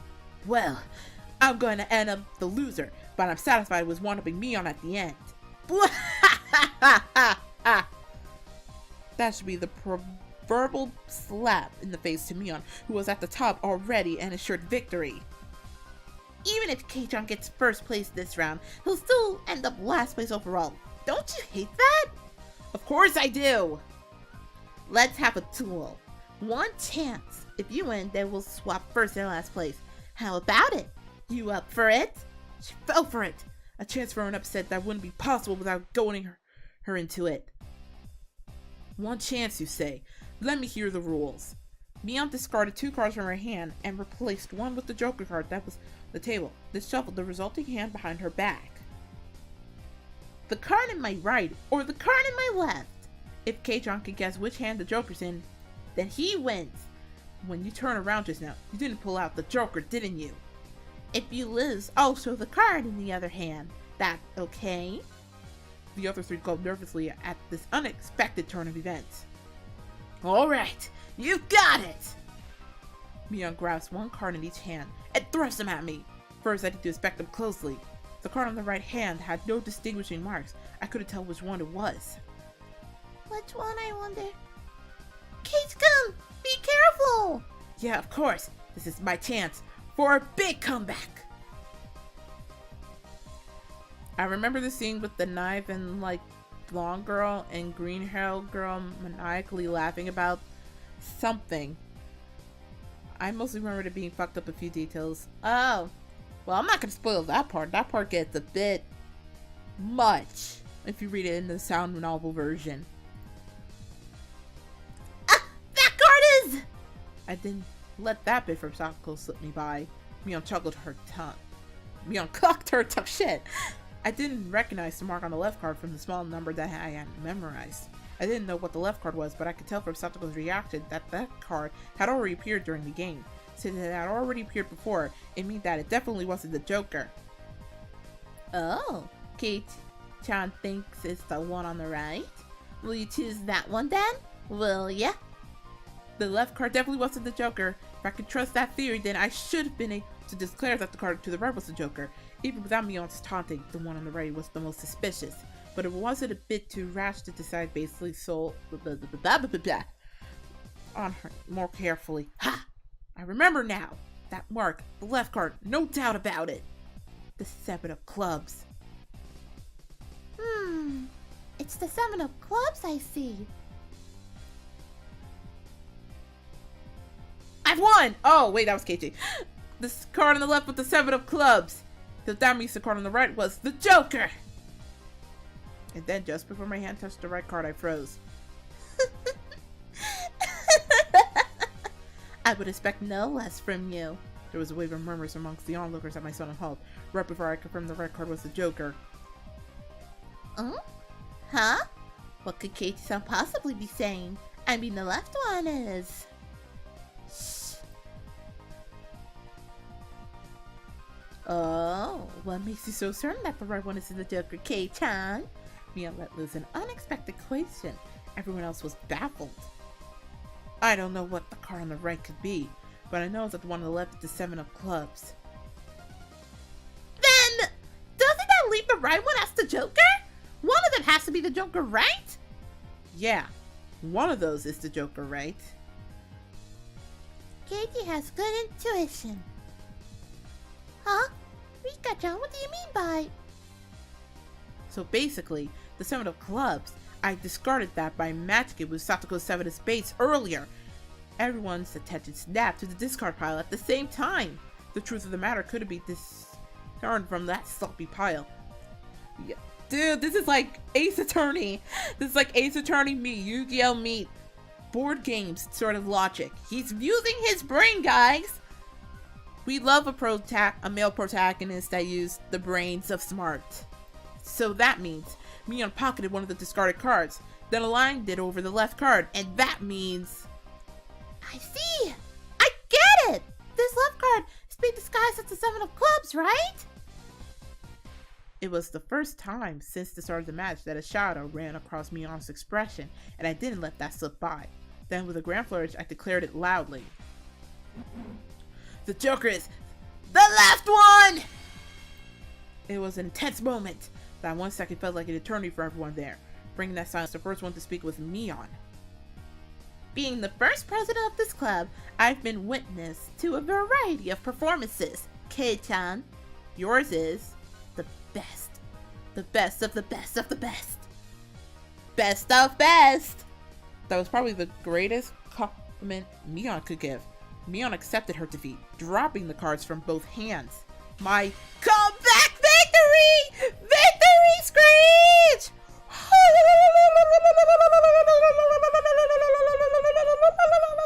Otsukare! Sasuga! Sasuga 主人公やるじゃん! Sasuga 人間主人公さすがね! 本当に頭くせにな! Rika-chan placed her hand on my head and began petting it, congratulating me on my victory. Huh? Rika-chan is... Rena and Satoko gaped at us as if they had seen a ghost. What is it, Rena? It's not as if I cheated or anything, right? This was fair and square! Rika, only pet someone on the head to console them. Huh? What's the meaning of? At that moment, Dena let out a small shriek. Keiichika! This is how it was? You know, Kei-chan, I thought you'd read into it that far. Everyone froze. Oh! She fucking... It was a... Ah! They got him! They fucking got him with the reverse Uno! This was the reverse Uno moment! This was the reverse Uno moment! They freaking tracked him! They freaking tracked this guy! Holy shit! They literally tricked him! Oh my gosh, it was a trap! It was a gamble. If you had just jumped to conclusions like a little brat, then I would have lost. It was the answer everyone was certain about. Mion picked up the card from the losing hand. Keiichi-chan, you know you should take pride in this loss. She turned it around. That was the card that proclaimed the victor of this duel. The card under the 7 of cards. Unbelievable! It was the 2 of diamonds! It was a setup behind the setup! Ah! It was a setup behind the setup! What? Oh my god, it was a planned double attack. That was a double attack! If I had just picked the right one without reading so deeply into it. I, Mion Sonozaki, as the club president, do accept KT Mayabata's membership into our club! As I slumped to my knees, dazed, everyone let out a round of applause for the excellent effort I gave despite my defeat. The match is now over! Today's victor is me, Mion Sonozaki, and our exalted loser is KT Mayabata! Everyone made a commotion, applauding cheerfully. I felt I was bested, but I was so soundly beaten that it unexpectedly felt rather refreshing. I have returned with donuts. You got donuts? Oh. Getting boosted by the Hicks. That weird. Their hands are not weird. When Nichan pulled that little trick behind her back, I got excited thinking she's gonna do it again. When Keiichi-san stopped the moment before touching the correct card, I thought he fell for it. He fell for it quite handily. Huh? Hey, wait. All of them knew from the start and still got excited so earnestly? Everyone got excited to make it more fun. You're all demons! You monsters! Now then, Kei-chan, it's time for your penalty. Since it's your first day participating, I'll go easy, okay? It would be a problem if you refused to come to school. The other 3 members held down my arms and shoulders firmly. Oh, they're gonna give him the colder shoulder! They're gonna give him the colder shoulder! Mion approached, licking her lips. Her right hand went to pull something out of her pocket. That's a felt tip marker, and it's large and oiled base. It's like a Sharpie! Before Sharpies existed. Did Sharpies existed before then? I don't know.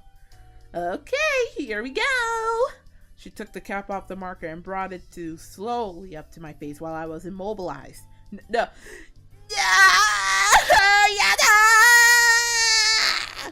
I left out my death throes.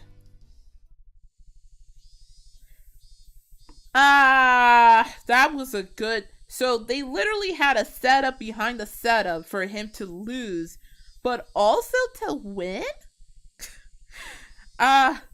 さすがその先の指針者。指針者じゃなくて。学校終わった。As soon as the club activities were finished, Nana flew off. Probably so she could date out that cute Colonel Sanders that she wasn't able to take home yesterday.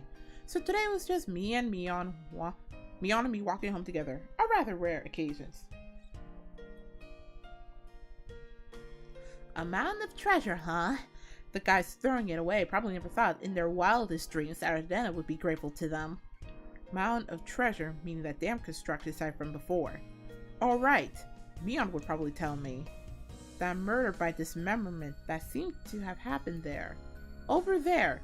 You know, at that damn construction site. Did something happen there? Long ago? Something sure did. A grand battle. There was sit-ins and demonstrations. It was a bit different from what I wanted to hear, but I decided I'd listen just the same. It was our land that was going to be sunk into the dam reservoir. I would have fought well, probably. The government guys were really adamant about it, acting all big and full of themselves. Since they figured out that they couldn't settle it with money, they did a bunch of nasty stuff. They were nasty guys! Mion spoke excitedly, as if the whole thing was happening right in front of her. I'm amazed you guys won. You were facing the federal government, right? Keiji, I want to play a game. This felt like Keiji already. Keiji, but with cute anime girls and not with gambling. Alexa, when Sharpies invented 1964. Oh, this takes place in 1983, so this is definitely way over, like after Sharpies were invented. So they probably heard of them, but maybe it didn't reach Japan yet. So that's why. So they didn't like. So they were probably using off-brand that they made. I didn't know Sharpies existed for that long. The mayor and prominent figures in the village all signed petitions. They went to Tokyo and struck deals with legislators, and as a result, the development plan was retracted. It was our complete victory! There wasn't any violence, was there? Like assaults or murders? None. She promptly cut me off, the same as Rena had. Her words signaled the end of the discussion. Tomitake-san said one arm was found in the quote-unquote incident. I thought that a murder by dismemberment had occurred, but I guess I was wrong. My curiosity insulted, I sighed dejectedly inside. Later, see you tomorrow! Kate-chan, you can't watch that off until you get home, got it? I got it, I won't. Mion held back her laughter while stealing glances at my face. I wonder what kind of nasty doodles they drew. Damn you, Mion! You shall rule this day! I will get my revenge on thee! If our roles are even reversed, I'm going to slap it on. All over your face so you won't be able to take it off, even with a scoring pad. Upon arriving home, I ran straight into my mom, embarrassing myself yet again.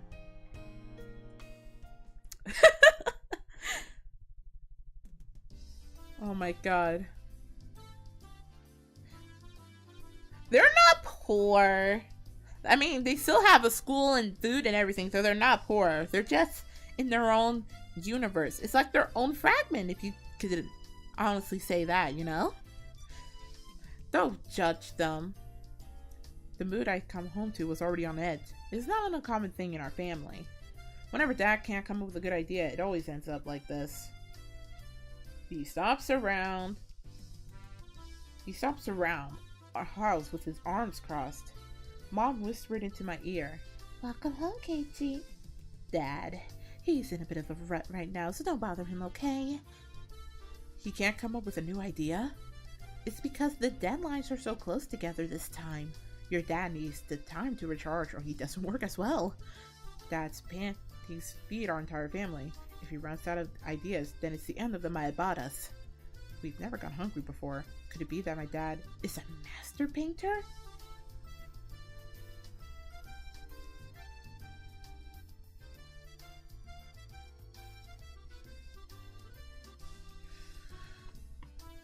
My curiosity will definitely be sated when everyone tells me to drop the topic. Look, maybe the girls don't know anything about what happened with the murder. People like to spread fake rumors all the time, so you don't know. We don't know if there was a murder. Dena doesn't know because she moved in just a year ago and probably wasn't even there when it happened. And Mion doesn't know anything other than the damn riots that was happening that they had to fight for so that their town doesn't get flushed away, so we don't know. Maybe Tomitake was just fooling everybody. Wouldn't it be easier to get an idea taking a walk outside rather than wandering around the house? The theme of the piece this time is in the household, so it seems your dad wants to use his house as a motif. That's quite a bothersome motif. Katie, pick up your room! It looks terrible! Sorry, I'll clean it up later! Oh, come on, please don't use my room as the motif. Katie, there's still some time before dinner, so please go take a walk out back or something. His bad mood is only temporary. As soon as he gets an idea, his mood improves and he starts humming. Till then, it wouldn't be a bad idea to just go take a walk so I don't aggravate him further. Well, I guess I will then. Oh, Daddy, leave Dad to his ideas. Can't have him getting all super upset and butthurt. Gotta make sure he calms down, good old Papa. Papa, it's gonna be okay, Papa. I said I was going to take a walk, but I didn't have any particular destination in mind. I just needed to kill some time. I got on my bike and pondered where to go. I could just go read at a bookstore, but it would take about an hour by bike to get to town. It would be dark by the time I got back, so I didn't want to go unless I had to. The roads at night here in Hinabizawa creep me out. If Mion or Satoko ever found out about that, I smiled rarely. Oh yeah, Nena was probably still at the Mound of Treasure, the damn construction site. The excavation of Colonel Sanders was probably taking her a while. It wouldn't be so bad to have her owe me one. She might return the favor next time we have club activities. With a little bit of self-interest in mind, I set off towards the damn construction site. Go help your waifu! Tomidake-san might be there as well. The only person with information about the incident that both Nena and Mion deny knowing anything about. If I meet him again, I'd like to ask for more details. To ask, was there really a dismemberment here in Hinamizawa? That was my real intention. Gonna go whacking along to the damn site. Do do do do do do do do do do do do do do do do do. Look at my cursor. We're at the damn site. So what Mion said was true. There was supposed to be a dam that would completely flood Hinamizawa, and a good chunk of and Hinamizawa didn't want to get flooded away, so they were like, no, and then the government was like, fine. I spotted Nena struggling up on the slope of the garbage pile. It looked like Colonel Sanders was lodged in there pretty firmly. It didn't look like Nena would be able to excavate him by herself. Realized that Tomodachi-san wasn't around, I began climbing up the slope unsteadily. Hey Nena, looks like you're working up a sweat. Whoa, Kate-kun! What brings you to a place like this? A place like this, huh? I see, she was aware of it at least. I received a signal for emergency assistance at the accident site. Where's the injured party? Huh? Huh? Accident, huh? But there was a report Colonel Sanders was buried alive in the trash pile. Huh? Oh, that! You scared me. Don't frighten me like that, Kate-kun. I was just kidding. Just kid like kids kid. You know, kid? Kid. I thought you might be struggling by yourself, so I came to help you out. You came for me? Well, I filled my quota for today. Well, made a girl blush and probably will like for me to be her partner. Fill it out for the protagonist.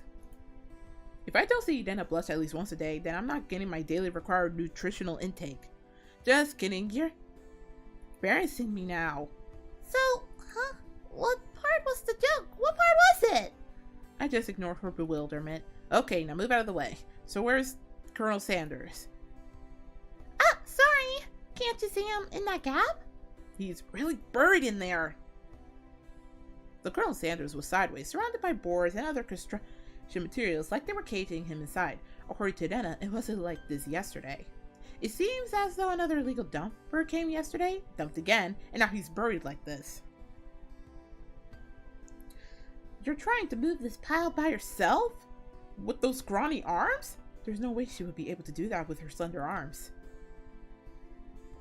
But Colonel Sanders, so cute. There's a chain on the Colonel Sanders at the store. This one though, I should be able to take this one home. That's how I feel about you. What?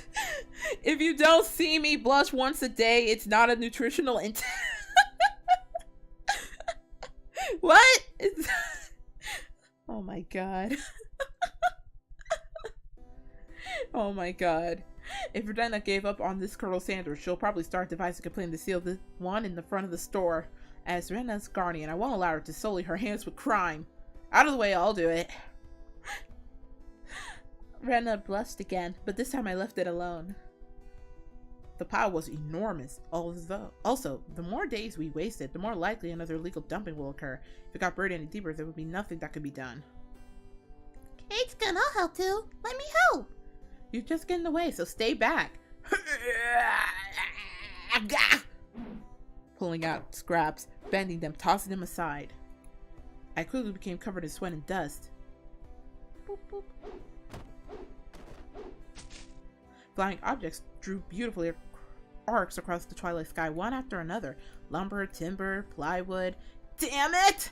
No matter how much I threw out, there was still more! Even though I could see Colonel Sanders right there! After grandstanding like that in front of Nena, I felt frantic because of how little I progressed. If I was going to do this seriously, I need an axe or something. That's enough, Kate-kun! You're so sweaty! You don't have to try so hard. I'm just doing it for you, Nena. Don't worry about it. Nana began sputtering and turning beet red. Ah, whoops. I meant to say I was trying my best to keep her from becoming a criminal. Oh well. You don't want her to sully her hands. Imagine how long it takes her to watch them. Well, there is a lot of treasures in this damn construction site. I mean, obviously the male protagonist has to make sure a beautiful lady like Nena wouldn't have her hands sullied and completely dirty by all this trash, right? He wants her to become pure, right? That's how protagonists do in anime works. That's what my anime taught me. I guess I just need a break. It's pretty tough. I sprawled out on my back over the grassy slope. I'm so sorry. You're covered in sweat. Nana patted her handkerchief against my forehead. It felt pretty nice. Well, wait here a minute, okay? My house is pretty close. I'll bring you some barley tea, okay? Leaving the handkerchief on my forehead, Nana took off running. The cries of the Higurashi gently cooled the air. After I was certain that Nana was gone, I picked myself up and headed toward what I discovered earlier. That was a garbage pile of magazines and newspapers bound up in twine. Unless I'm mistaken, I believe it was around here. There were bounded stacks of not so reputable tabloids. They were stacked chronologically, going back quite a few years. It was quite a disturbing incident. It seems they hadn't been able to find one of the arms you see. It was just as Tomitaki-san said. Then undoubtedly there would be mention of the murder. These are troubled times. There is no end to these sickening incidents. There's a large pile of society drawn in by these incidents as well. So it had to be recorded. Somewhere. I unfastened the packages and opened the rain-soaked pages carefully, looking over the table of contents. Not here. Next one. Not here. Next one. It was hard to search since I didn't know when it happened. I didn't know who the perpetrator or the victim was either. I only knew it happened here. I looked up every so often, checking to see if Nena had come back or not. I wouldn't want her to see me gawking at a dirty magazine, but it wasn't just that. Both Nena and Mion said they didn't know. But it had happened, without a doubt. As long as Tomitaki-san wasn't lying. Then if both Nena and Mion... yeah. There was. If they had just said that, then I wouldn't have gone so hung up on it. An incident like neither Nena nor Mion wished to talk about. Trying to uncover it after they tried to conceal it out of good intentions. That made me feel like I was acting against my friends.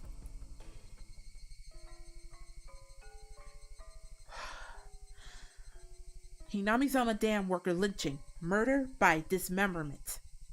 Here it is! The featured article was in the back, and it seemed that the was a photograph in the colored pages at the front. The pages of the featured article were stuck together and weren't easy to open. Nana could return at any moment. Feeling rushed, I gave up and opened the photograph page. The police investigators were carrying a body bag and newspaper reporters were all bathing it in camera flashes. The image was blurry and hard to understand, but I could definitely make out the headlines. A tragic nightmare at the Hinamizawa construction site, lynching and murder/dismemberment.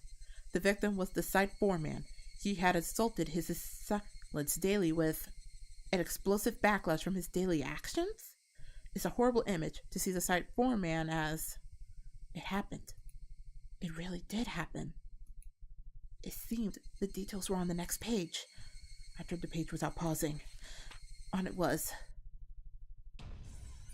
the assailant butchered the victim's body with hatchets and pickaxes.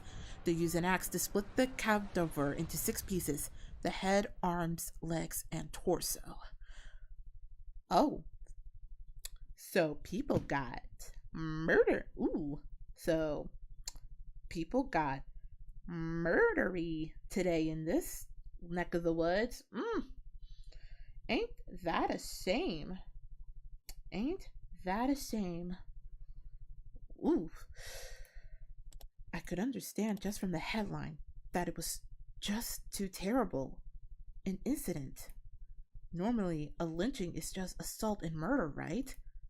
Dismemberment with hatchets and pickaxes? That wasn't a lynching.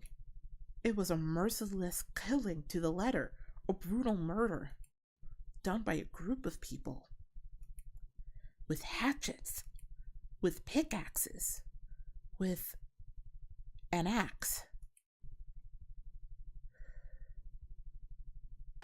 Ah! Sorry! Did I startle you? Nana dropped the axe she was holding onto the grass after being startled by my voice. Cage-kun, you see, earlier, you said it would help if you had an axe, didn't you? So then I brought an axe for you from the shed. Nana fluttered her arms in a panic, continuing to explain and apologize. It seemed I've been glaring at her pretty intensely. I'm sorry, I guess my reaction was a bit overboard. No, I'm sorry as well. I'm sorry. Night was drawing close. I was pretty worn out, and it wouldn't hurt to do the rest tomorrow. Doesn't look like we could break that last beam without an axe. You brought it after all. I have to borrow it tomorrow, alright? Okay. Why did you look so glum? Tomorrow we'll be digging out Colonel Sanders, right? You're right. I really want to take Colonel Sanders home soon.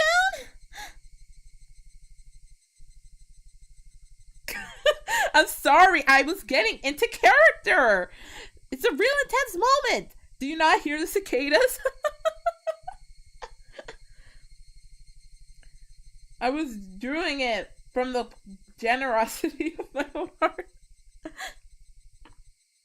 We both knew that it was useless to apologize any more than that. I quenched my thirst with the barley tea Nina had brought and wiped off the sweat that had now gone cold. We took the path to lead home. I felt quite guilty about the tabloid wrapped up in my jacket. Look, he was scared, okay? He was super scared. He doesn't know what to believe.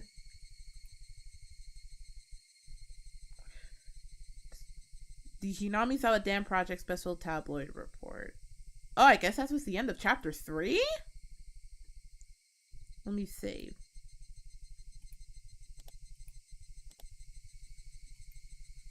And let's view some tips. So we just figured out the Hinamizawa Dam Project in the Special Tabloid Report. So let's kind of just go through this one. October 1975. In accordance with the Prime Minister's Bulletin number Hinamizawa's Electrical Development Master Plan was announced. The vast scope of the projected Hinamizawa Dam will have an incredibly heavy impact on the village of Hinamizawa. The flooded area caused by the Hinamizawa Dam would include the 5 areas of Hinamizawa, Takatsudo, Kyotsu, Matsumoto, and Yakochi. The submerged area includes 291 homes, population 1,251, one elementary school, one middle school, one post office, one agricultural cooperative, one forestry department lumberyard, 5 shrines, 2 temples, and 1 fishery. All of these communal, cultural, agricultural areas and places of worship will be indefinitely submerged at the bottom of the artificial lake basin. Forsaking the hundreds of years our ancestors poured their blood and sweat into this fertile, resource-rich land is just too painful to bear. All the residents having homes that were to be submerged band together and created the Onikafuchi Defense Alliance. The dam project was halted and petitions to alter the plan were circulated. The citizens sought peaceful negotiations, but the government and its puppet company openly refused. Performing unspeakable heinous acts, they quashed the democratic actions of the villagers. But the villagers did not falter. Instead, they banded even more closely and steeled their resolve to protect their homes to the death. Oh. The construction of that frightening Hinamizawa Dam construction project is still stalled as of today. The villagers understand that the stalling was caused by sublime power through unity, and they understand that this fearsome plan has not yet been fully withdrawn. The Onikafuchi Defense Alliance had been dissolved after it did its part, but the feelings of unity it garnered had not yet been extinguished. As long as that passion resides in the heart of the residents, they'll be able to confront whomever next decides to sink their homes into a lake basin. Onikafuchi Defense Alliance Committee Chairman Kiichiro Kimiyoshi. Oh, okay. So Kimiyoshi is the chairman, and basically the government wanted to submerge Hinamizawa to make a dam, but the villagers were like, no. So they're still trying to do the dam project, but it's stalled indefinitely. It's stalled indefinitely as of the time of this game. But the impact is still felt throughout the village as they don't want their homes destroyed. Interesting, interesting. And now we have a special tabloid report. Nightmare befalls the Hinamizawa Dam. Lynching and murder / dismemberment. In X month of X day in X prefecture at the Hinamizawa Dam construction worksite. In Shishibone City, a bone-chilling, gruesome murder / dismemberment. Even though this case has shocked the archipelago, the police will give no details on the case. Exactly what happened at the Hinamizawa Dam. They probably didn't mean to kill him at first, but as the victim resided by swinging around a shovel, the rest of the perpetrators armed themselves in return, and it quickly escalated to homicide. So said the aforementioned investigator A. After this bloody tragedy was over, they were left with a body with nobody thought it was alive. XX-san had tormented the suspects daily with his rough behavior. At first, it was meant to be payback. All the perpetrators were horrified by their deed, and one even turned himself in to the police. It was the de facto leader of this group, XX, who suggested hiding the body. Reluctant at first, they soon began to think they did not wish to be caught. The construction site had numerous places to hide their bodies with 6 people. They were originally supposed to hide the body and leave the area, but the de facto leader feared that the consequences of the other 5 wouldn't be able to bear the burden. It came up with a horrifying method to keep them from turning him into the police.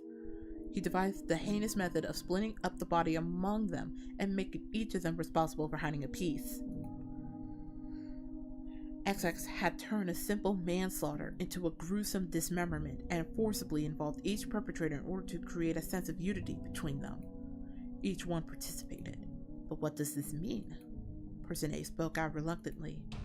XX had ordered each and every one of them to dissect a piece for themselves. Holy shit. It was a plan. It was a plan. It was a planned murder. That's kind of scary. That's scary. That is kind of scary, not gonna lie. They were hesitant at first, but nobody refused. In for a penny, in for a pound was what it meant. Thus, an unimaginable bloody ceremony began. The perpetrators wept and vomited as they performed the gruesome task. There was one person who stubbornly refused, but XX threatened them, saying nothing would change if someone else ended up dead, and he gave up his objections. But XX's plan collapsed in the span of one night. XXX, who had refused to dissect the corpse up until the last moment, had broken down in tears at the hospital where he was being treated for an injury sustained during the scuffle and confessed. The criminals were arrested one after the other, but the de facto leader XX's whereabouts are still unknown. Also, the right arm hidden by XX has yet to be found. Despite an ongoing search, this horrible individual has so far managed to elude law enforcement. What could the police be doing? It appeared that XX had said that he was going to throw the body, the right arm, into the marsh. XX's car was discovered, abandoned near the marsh, but there was no clues to his whereabouts. XX didn't trust his companions. One cannot deny the possibility that he had expected his companions to confess to the police and use his car as a decoy. Of course, I doubt that theory. Since he had no car, one would expect him to have a limited area to which he could have escaped to. But within the station, there were rumors going around that he had accidentally slipped and drowned into the marsh, where he went to throw away the body. To the locals, that marsh is believed to be bottomless. It's known as Unikafuchi, the Ogre's Abyss, and it's said that the bottom of the marsh is connected to the hellish world of demons. The atrocious demons from hell that was XX. Could it be that he had returned to hell through the marsh? The Zinjin Dragon, bringer of luck and fortune! Prosperous future, ladies leaping into your arms, business success, promotions, ambition, protection from harm, not just with pachinko and horse races, but business and even love. Guaranteed or your money back. Zinjin Dragon Bracelet DX, one piece. 27,800 yen, which if I were to take this into current inflation, okay, back in 1983, 27,800 yen would be around $278, which that would probably be more than like 300, 400 bucks in inflation today.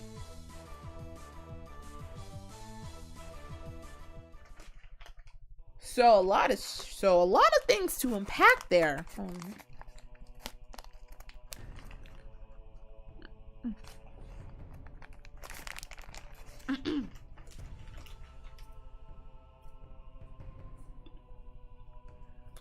So a lot of stuff we have to unpack.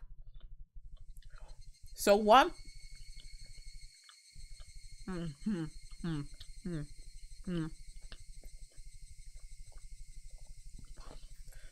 So there's one mastermind behind the lynching, murder, and dismemberment. And everybody refused to participate at first, but then they all reluctantly had to do it. One person relucted so hard that when he was in the hospital because of an incident, he unfortunately couldn't take it to the pressure and just basically confessed to all his crimes. And so all of them were arrested. One is still at large, along with the right hand he dismembered and cut up. A lot of stuff to unpack here. A lot of stuff to unpack. So I guess a murder really did happen. Okay. Well, back to our lovely cast of characters. There's nothing else that could really be said. I love how it just it changed from, oh yeah, murder happened to pachinko. That was that was a quick change of mood. The function of this school as an educational facility is quite unquestionable. Our PE class is exceptionally disorganized. The only days we do together are the warm-ups at the start. The teacher isn't even there after that. All we do is play together. Oh no! Wait, I can't show this on YouTube. Oh no! Wait, I can't show this on YouTube. I can't show this on YouTube. If this ban, I will get banned for this, honestly. Wait, how does it look like with the updated graphics, actually? Oh, it's even worse with the graphics updated. Oh, we can't show. Don't worry, Susan. All right, don't worry, Susan. There's nothing going on around here. This is just a visual novel, okay? Just don't ban me, okay? Don't ban me, okay? This is nothing to really look at, Susan. Don't look at this, okay? Nothing is happening, and we're all just playing a normal light novel here. Oh, God. Oh, God, I forgot. Oh, no. This is gonna get me banned. Oh, no. Wait, we gotta cover this up somehow. No helping it. Everyone's a different age or gender. No!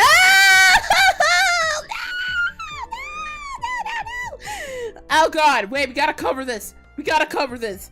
Oh God, oh God, oh God, oh God, oh God, oh no. Oh God, we need a censor fucking thing. Holy no, no. Wait, I'll fix this. I'll fix this.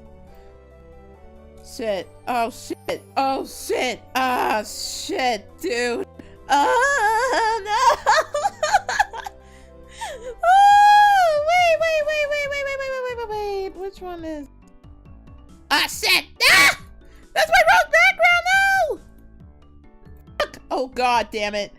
Shit. Wait. Hold on. Wait. I need to censor this somehow. Wait. Oh God, wait. Hold on. Alright, there we go. Ah, censor this, censor both. There we go, wait. And duplicate it. It's fine now. It's fine now. It's good, we're good. It's fine now. Susan won't come after me. Susan will not come after me. Okay, it's totally fine. Oh no! This is even worse with the upgraded graphics. I don't know who can show this. Will Susan get mad? She'll probably get mad. The only rule was that we have to stay on school grounds while exercising.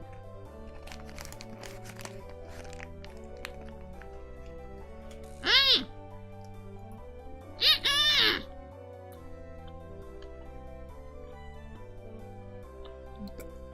10 out of 10 censoring. The Board of Education probably completely forgot about this school. Oh no! No! I refuse to look at this. Oh no! Oh no! That looks worse. Oh no! This costume's worse with the upgraded sprites. No! Don't worry, Susan. I am friendly. I am such a friendly, family-friendly content creator. Okay, Susan. All right, this is super not bad at all. This is not bad at all, Susan. Don't worry. Nothing is going on here. Nothing's going on here, Susan. We are super family-friendly. Don't worry, YouTube. We are super family-friendly. Totally family-friendly with the... We are so family-friendly. This is nothing. Don't worry. Don't worry, Susan. Don't worry, YouTube. Don't worry. Nothing will get us banned here, guys. We are totally fine. Oh God, it looks worse when you put it on updated graphics too. Don't worry, my awesome poggers dancing censorship will undoubtedly keep me safe from the ban hammer. Sorry to keep you waiting. We're all together. Sorry to keep you waiting. We're all together now. What shall we do for PE? Alright, we have all of our members gathered now. Stop switching! Oh no! Now then, class representative, what shall we do for PE today? What shall we do? Mion harumphed and crossed her arms haughtily, surveying the area. Explosive power and endurance. There are no friends in the world of sports. Everyone is a rival. The only thing that you can trust is in your own body. What the heck do you mean by that? You really read too much manga. I quipped without missing a beat. And so, we'll be taking a lesson from history. The tried and true king of all outdoor melee events. Let's play tag! It was quite the adorable choice to make after pulling it up so much. Just what I was hoping for! That Thunderhead Kate-san shall be the first one to be it! I won't be beaten. I'll try my best too! You can't beat me! Why are you guys so also into it? The third rule of our society. You must partake in the game, enjoying it without question! Then this counts as a club activity? Everyone smirked at each other. They all seemed pretty confident. I'm a man. Physically, I should be able to keep up with any girls my own age. Regardless, beyond its optical look like they were aiming for victory, and then it was looking at me as if pitying my disadvantage. Fine. Tag. I'm in! The censored is OP. Thank you. I have to protect the channel. My yell echoed across the school grounds. Sorry.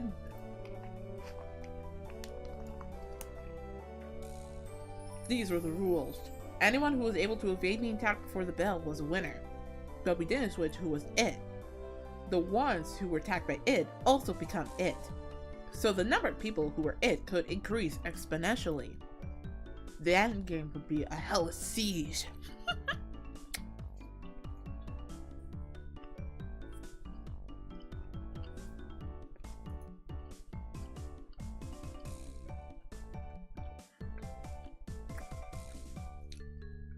They call the version we're playing here zombie tag, you see.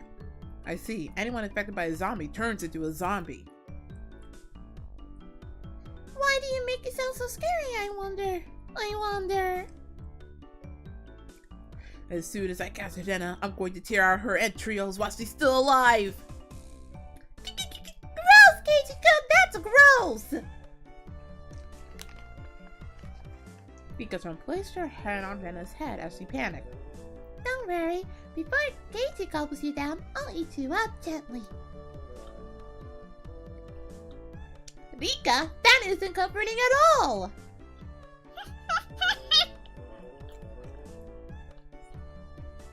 Both Mion and I nodded deeply.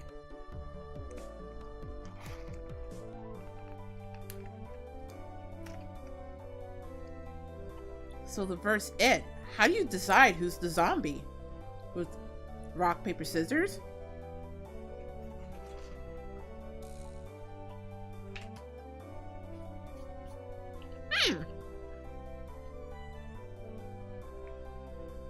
Well, it is class time after all. Let's decide by answering questions. I'll ask the questions, and the one who isn't able to answer is the zombie. I have no idea which grade level they're coming from. What does the Japanese word roku mean? Huh? Minna shiteru? Minna shiteru. 日本語の言葉、roku はどういう意味ってみんな知ってる? Does anyone know what? No cheating! No cheating! Does anyone know what the Japanese word roku means? Because I already know. How about you, chat? So you need to answer. What's roku in English? It's 6. How about kutsu? Kutsushita? I feel like it'd be more better if you look at it with the Japanese text. What do you say? Nada kutsushita wa? 靴下。それだけ。うん。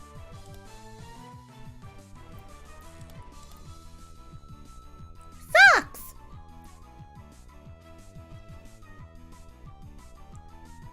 What's the third last letter in the alphabet? Okay, this one's definitely harder.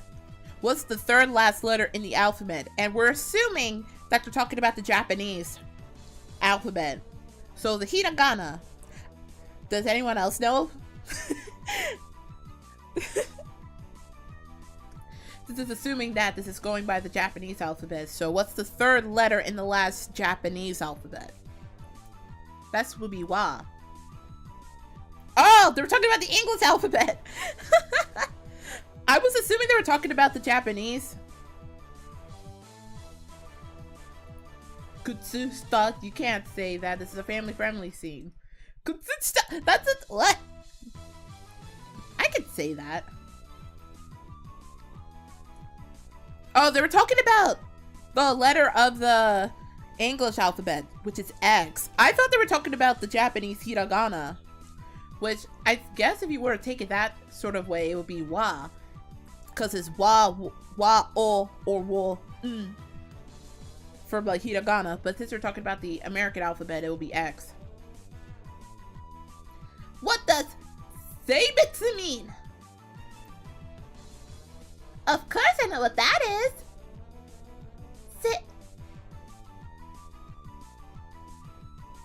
Oh, she doesn't know! Satoko! 全然知ってない。全然知ってないよ。性別は。まあ、生活をしてる。生活はしてるんですけど、性別。まあ、ちょっとな。してる性別って性別。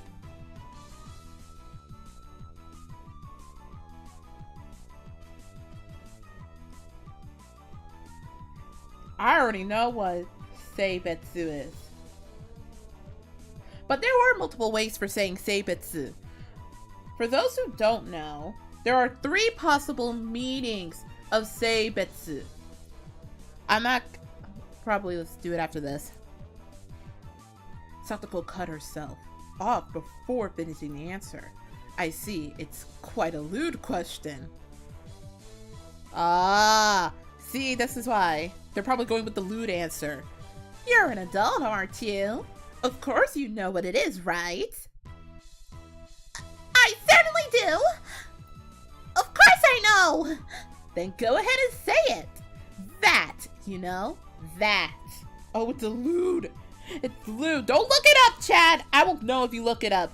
私は知ってる。性別は3回意味があるんですけどね。でも、この意味は、なんかエロいな意味があるんですよ、性別って。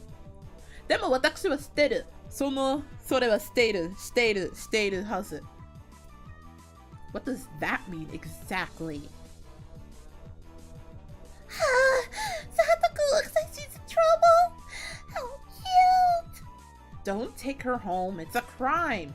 If I didn't nip it in the bud, she really might have tried to take her home. Mion's pursuit was relentless, making Satoko stammer. Now then, go ahead and say it, nice and loudly. What does that mean? I do know!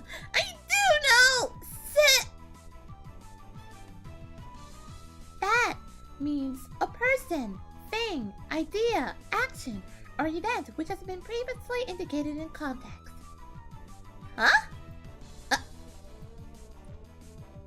All of us were a bit surprised by Rika-chan's unexpected answer. I see, well, it certainly is what that means. That could have been awkward. I wonder what I would have done in Satoko's position. I'd probably get ticked off and just blurt out you-know-what at the top of my lungs. I wouldn't want you as my enemy, Mion Sonozaki. Thank goodness you were born a girl. If you were a boy, you'd probably be a perverted asshole. Says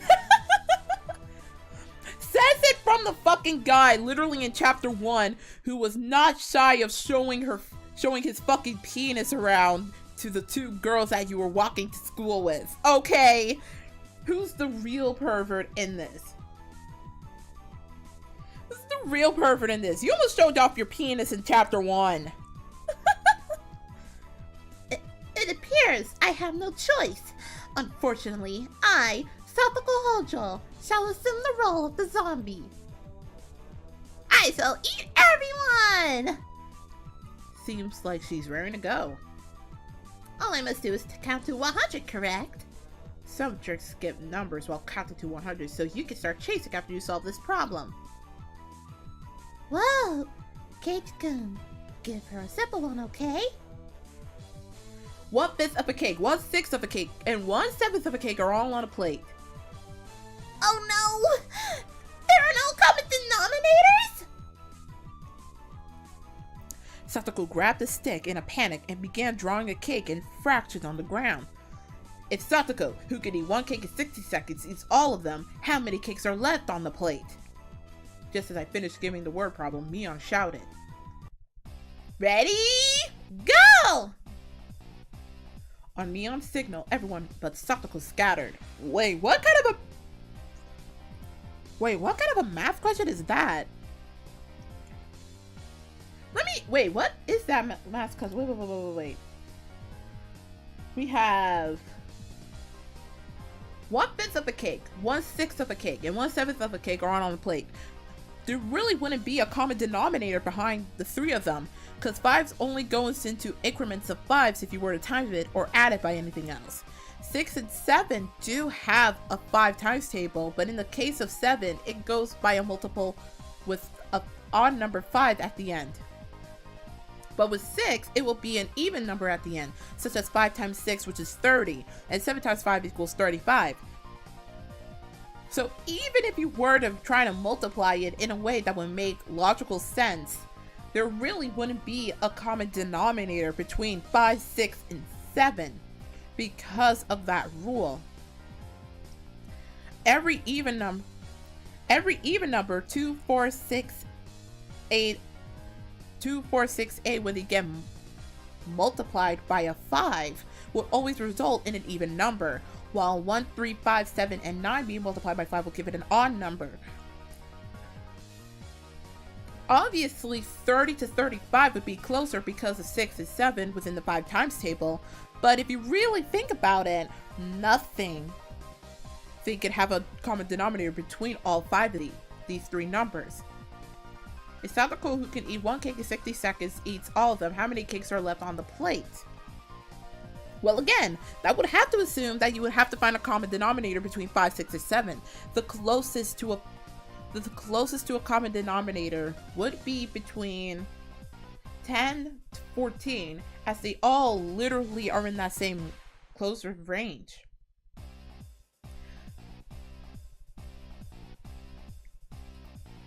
So go think about that, chat.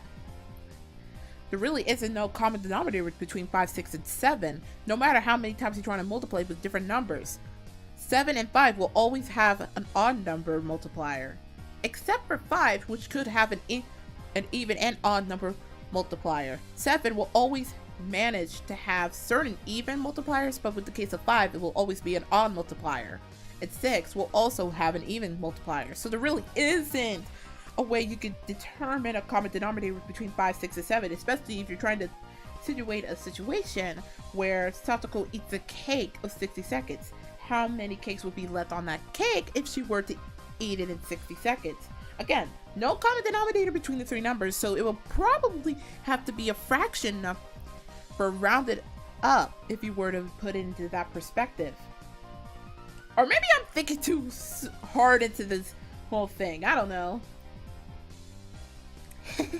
Cage-kun, that wasn't a problem at all, wasn't it? That wasn't a problem at all, wasn't it? Satoko had already lost the moment she started working out.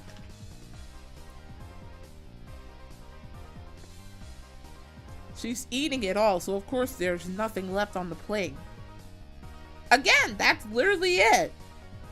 Because all three of them have no common denominators and that she's eating them all within that time limit, of course, there's gonna be nothing on that plate for her to eat left afterward. That whole thing will be 0.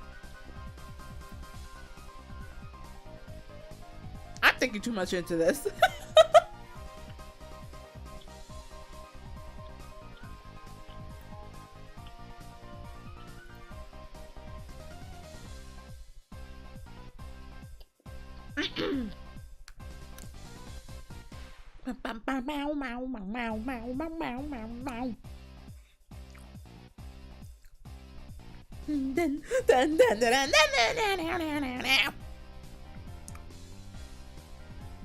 But anyway, I was gonna go back to that one question that Satoko had from Mion, which was, what does seibetsu mean? And obviously, if you look at seibetsu as a Japanese word, there are 3 meanings behind seibetsu. Actually, there really isn't 3 meanings behind seibetsu. There's only 1 meaning behind seibetsu. It's sex, by the way. That's what she was trying to say, but she was too embarrassed to say it. Yeah, what does seibetsu mean? Seibetsu wa sex っていうことだ。恥ずかしいの言葉はSatokoは言えないんですよね。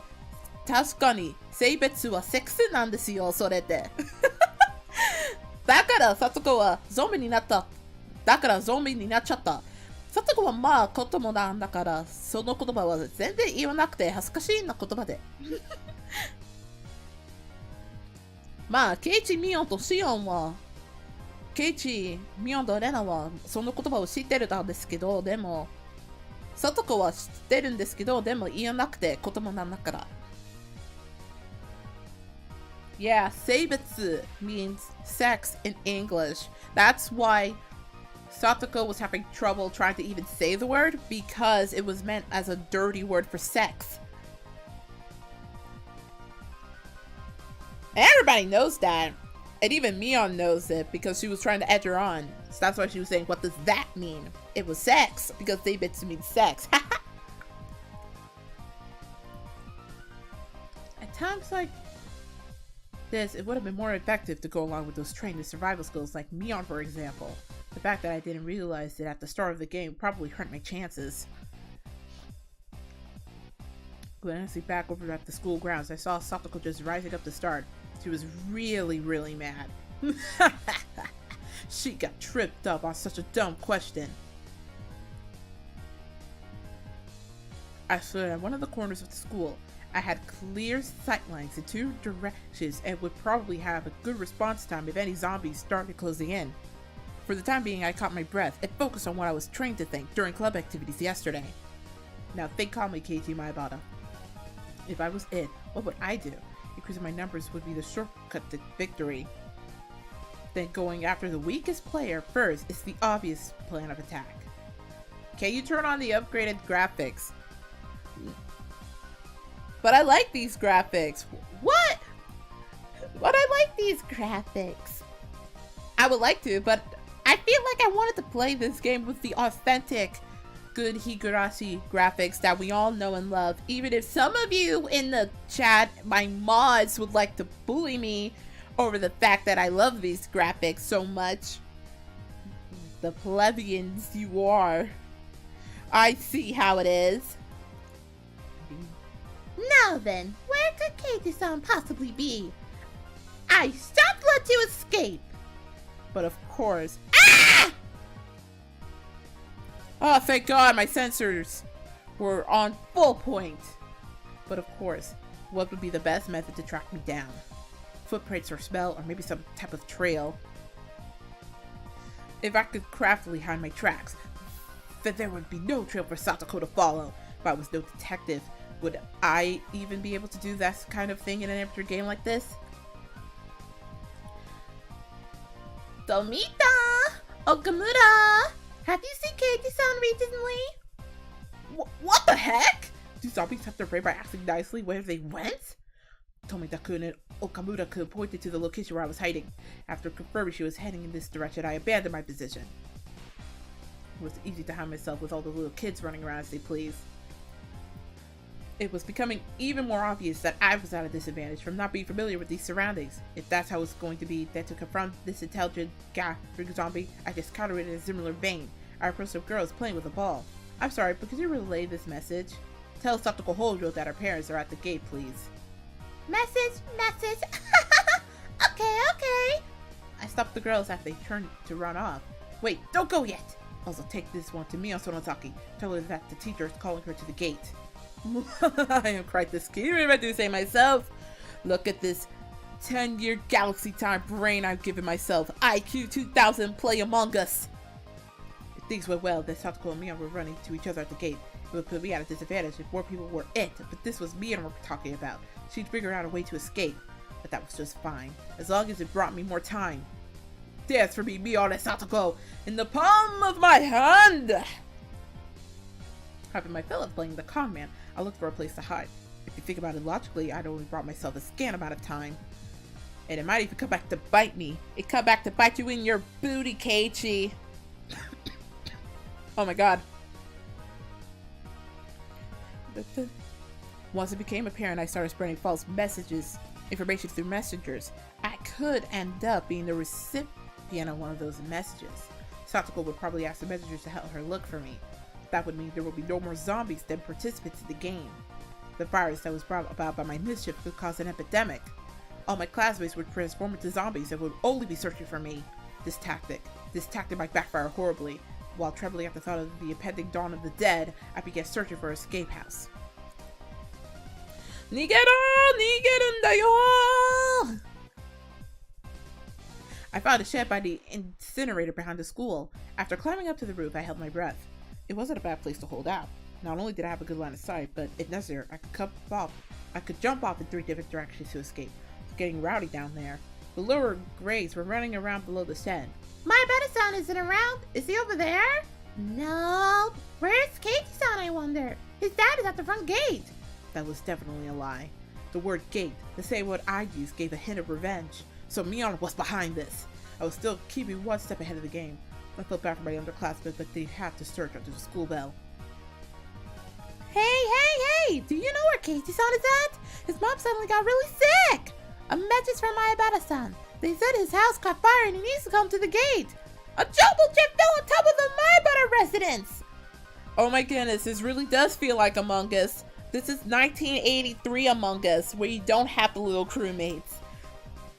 This was just like a game of telephone. This is old-timey Among Us. All of these prompts are sus! The police have come to question him! Anything goes now. They say he enjoys peeping into bathrooms. Huh? Is it true that he's going around every night stealing panties? Who are they talking about? I heard he wears panties on his head and smells them and stuff. No way I would do that. I heard that class representative Mion was a victim too. What? Gah! This was your doing, Mion! Calm down, Keiichi Maibara. This is Mion's battle tactic to flush me out. Just hold on. If my underclassmen thought about it logically, they would know it's all nonsense. Oh my god. Mion is a galaxy brain ahead of the class. But small kids don't think about things logically. To them, all those things were true, so they all chuckled together while looking for me. I win, Mion. It's my victory. Wiping unrelenting tears away, I felt intoxicated by my own victory. Did you hear? I heard that the new transfer student Maya Banasan is a really perverted person. The cost of being mean had too high of a price. Oh, someone passed below. That's Nana and Rika-chan.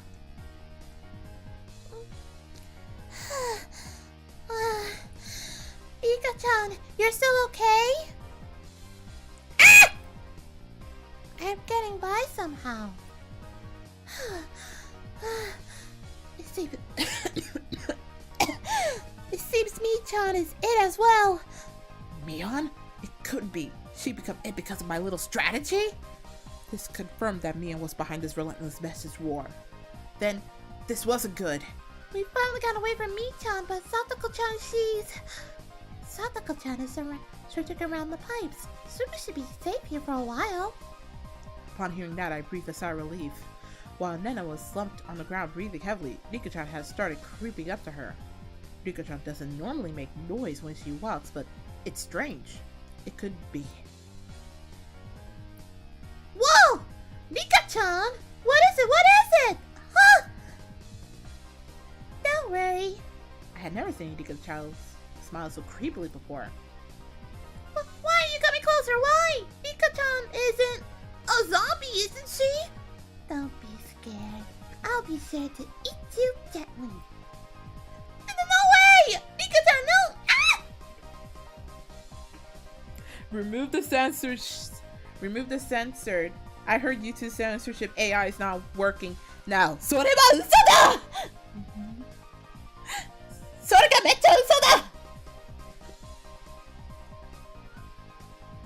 That is a freaking lie. They are watching. They're lurking. They're watching. They're lurking. They're lurking at every breathing moment. They're watching at every breathing moment to see if I'm gonna fuck up. Susan watches everything. They watch everything I do. Everything I see. Susan watches. Denna was pressed against the wall. Rika-chan lurched forward with both arms out just like a zombie. Denna quaked with her back pushed up against the wall. It was quite a surreal scene of horror. Like one of those zombie breakout videos you'd see. At that moment, Denna's eyes met mine. Keichika! Save me! Zombie Rika turned 180 degrees exorcist style and glared at me. Found him! I see Kei-chan! Mion popped out from behind the cinder block wall around the garbage dump, also seeing where I was. My position was only advantageous there was one zombie, but your surrounding was not as good. You said you located Keiichi-san! I could tell that Satoko was rushing my way. It seemed that Rika-chan had let Ren escape, and now she was bearing her fangs in my direction. Calm on down, Kei-chan! The three zombies circled the shed, moaning curses. You guys are scary! Too scary! I wonder how Keiichi-san's guts taste. Keiichi-san! Keiichi, I want you to become one of us. Someone please save me! Oh fuck, there's so many censorships I have to do. I saw Adena apologizing to me from across the schoolyard. An apology? Sorry. Leaving me for dead? Adena!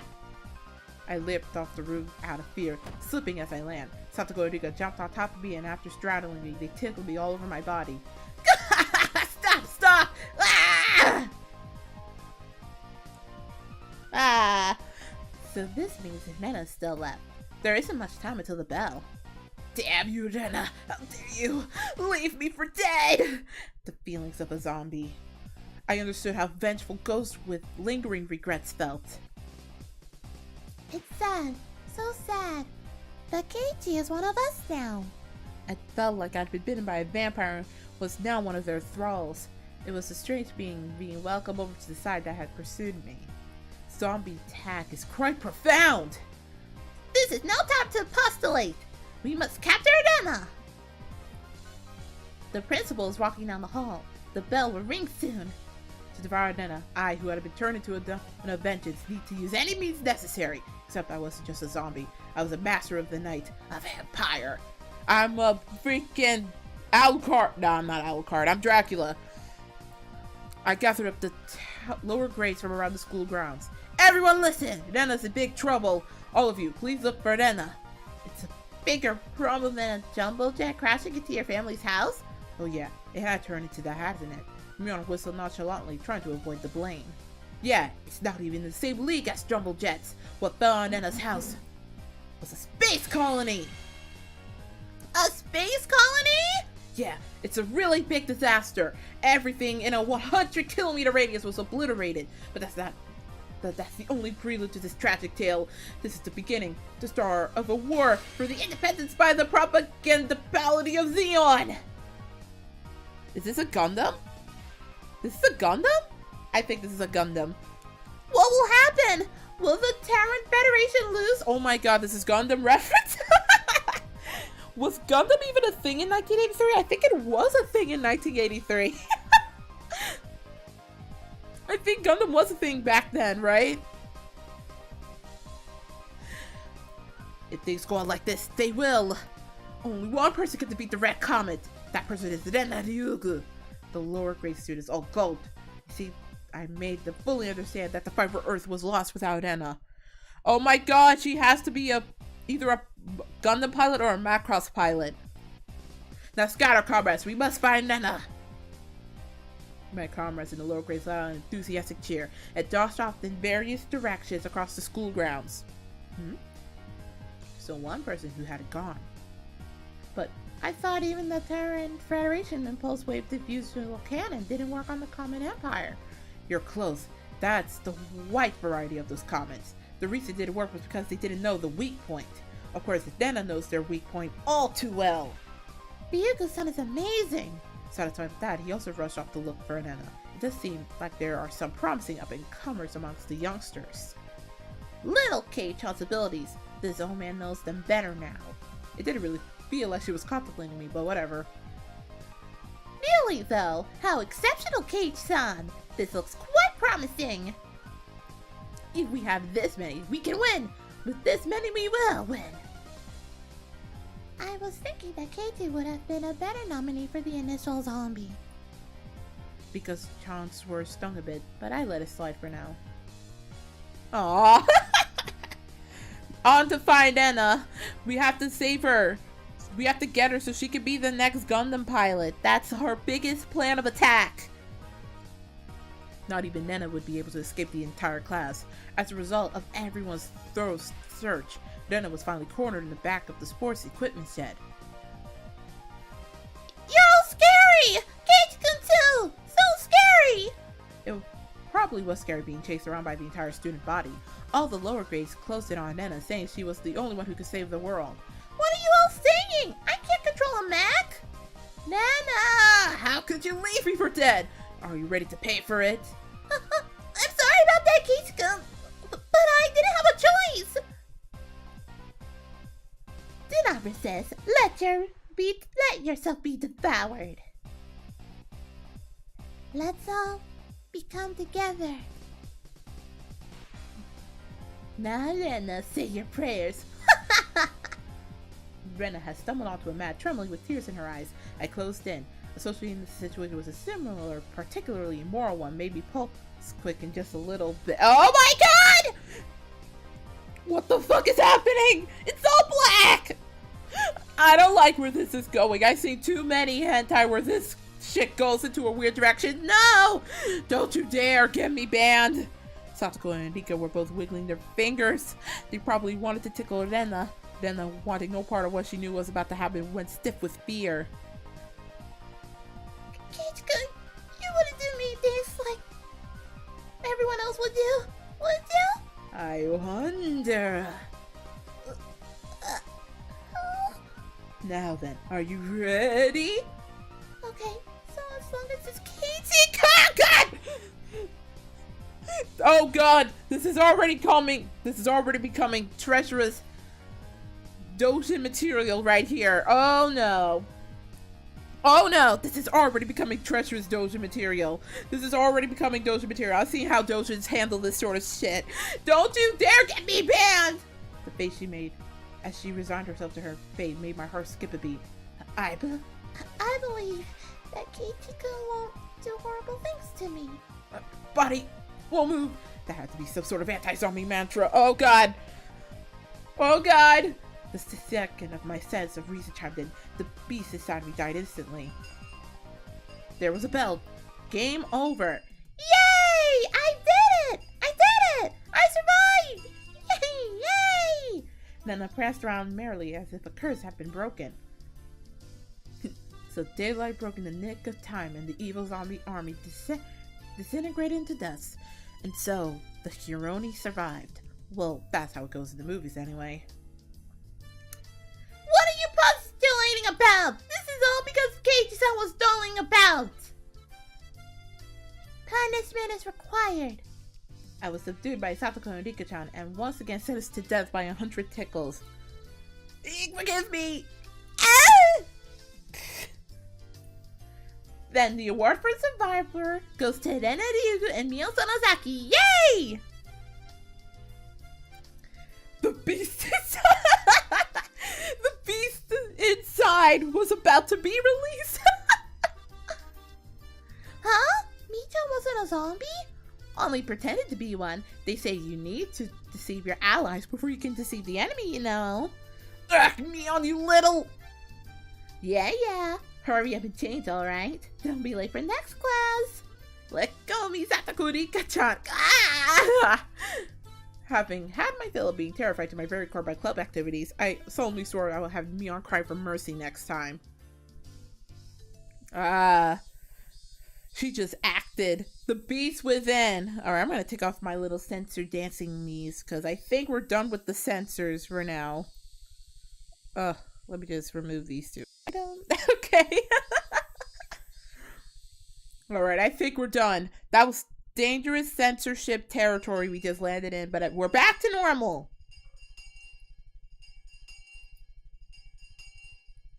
Back to normal, non-censorship screen. Now this is perfectly normal.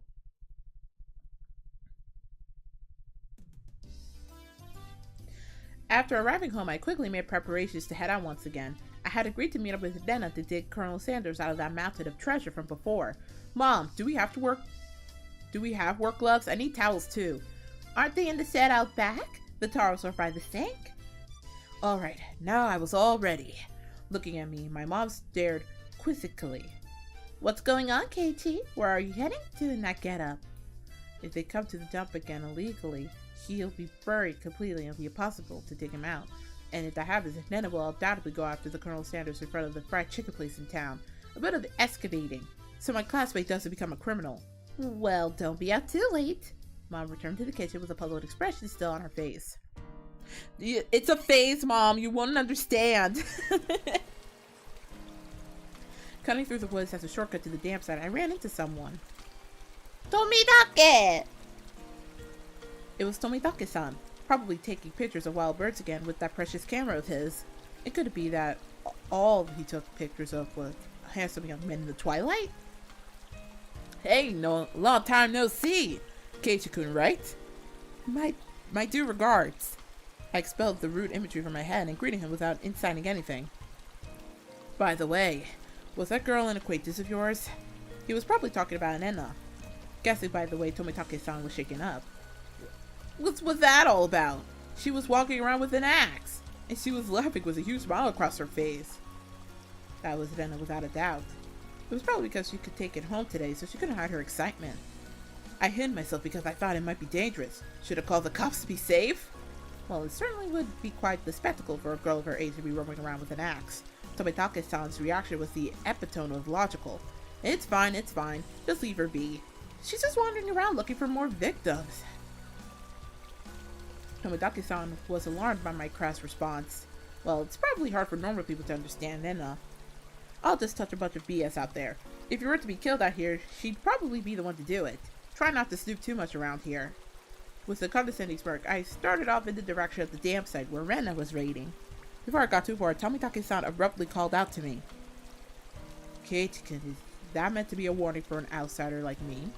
I didn't mean that seriously. I did try to make it obvious, but... I'll try my best to be careful. Leaving only those words behind, Tomitake-san turned around and left. I didn't really need to call him an outsider. I wasn't really planning anything when I said that. It was only meant to be a joke, but I felt like I said something bad. Don't talk about Rena's axe, okay? It's a cute axe. I forgot that Tomidake was an outsider too. I mean, he lives in Hinamizawa, but he's technically is an outsider. Keiichi-kun! I was waiting for you. Let's try our best today. I understood what Tomitake-san was trying to say. Somebody galloping around while waving an axe around certainly would have seemed dangerous. You should cover the axe with something when you have it in public. It's not good to carry it around out in the open like that. Seems like I lost it, so there isn't one. Think about it, there really was no need to try to keep up appearances. Everyone in Hinamizawa probably already knew about Nena's eccentricities. She's probably the only person who could carry an axe around Hinamizawa and not be considered suspicious. Oh well, let's finish this today. If we brush through this last beat, we should be able to pull it out. I've got everything I need. Leave it to me. Okay. I took the axe from Nena and made my way up the unstable slope. Aw, look at this. This is the power of friendship. Just wait, Colonel Sanders. Keiichi-kun will save you. Alright, get back. I'll finish this in one go. Look at this. Twack!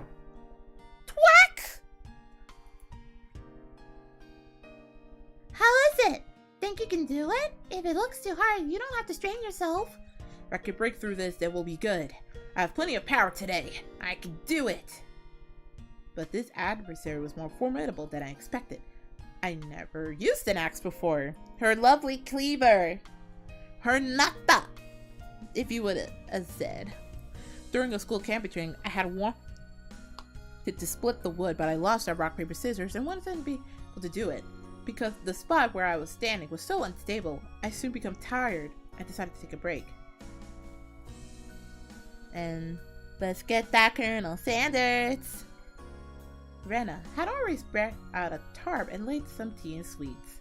I'm fine, I'm almost there. I'll make sure Rena can give Colonel Sanders a goodnight kiss tonight. Yeah, thanks. Giving Colonel Sanders a goodnight kiss. Oh. Come to think of it, Nana, you're a transfer student too, right? Where did you live before? I asked her nonchalantly while drinking tea. I had thought she lived here all her life. Huh? In Kanto. It wasn't as rural as it is out here, but it was still out in the countryside. Why did you move here? To Hinamizawa, I mean. You know, this is pretty far out in the boonies. Why did you move here? Does it have to do with your Dad's work? Dad said he wanted to move out to a studio. He'd been saying for a while that so deep in the mountains like this would be perfect. Studio? Is your father an artist or something? He paints scenery. Oh, wait, I was reading the dialogue wrong. He paints scenery. Seems that twice a year he opens a gallery for that stuff he does.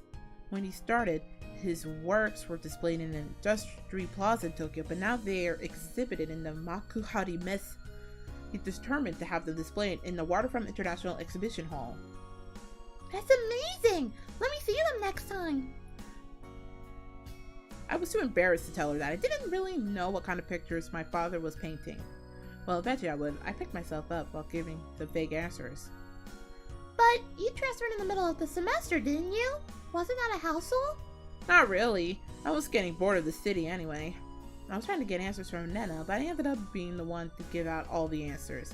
With a bit of a weird smile on my face, I grabbed the handle of the axe and headed back to the work site. Oh, that's why I got confused. She completely, changed the subject to be on him. Interesting. The air grew colder as the sun slowly sets. The Higurashi began their song as if to tell me to stop and head home for the day. Just a bit more today, I would end it. When I first started, I chatted with Rena as I worked, but now I didn't have that luxury. Ha! You little... Damn it! I swung the axe countless times today just like this. Contact, shards of wood splintered. The assailants butchered the victim's body with hatchets and pickaxes. I recalled that passage from the tabloid. One hit with something like this would smash someone's head in. Axes and pickaxes are not meant to be swung at people ever. With one last swing, the beam cracked apart. The weight I put behind the axe not only split through the beam, but smashed the statue's shoulder as well. The arm came off with a sickening sound. It clattered down noisily, stopping at my feet. What's the matter? Are you hurt? Sorry, the figure's arm. I broke it off. Oh, that's all? I thought Keiji couldn't hurt himself.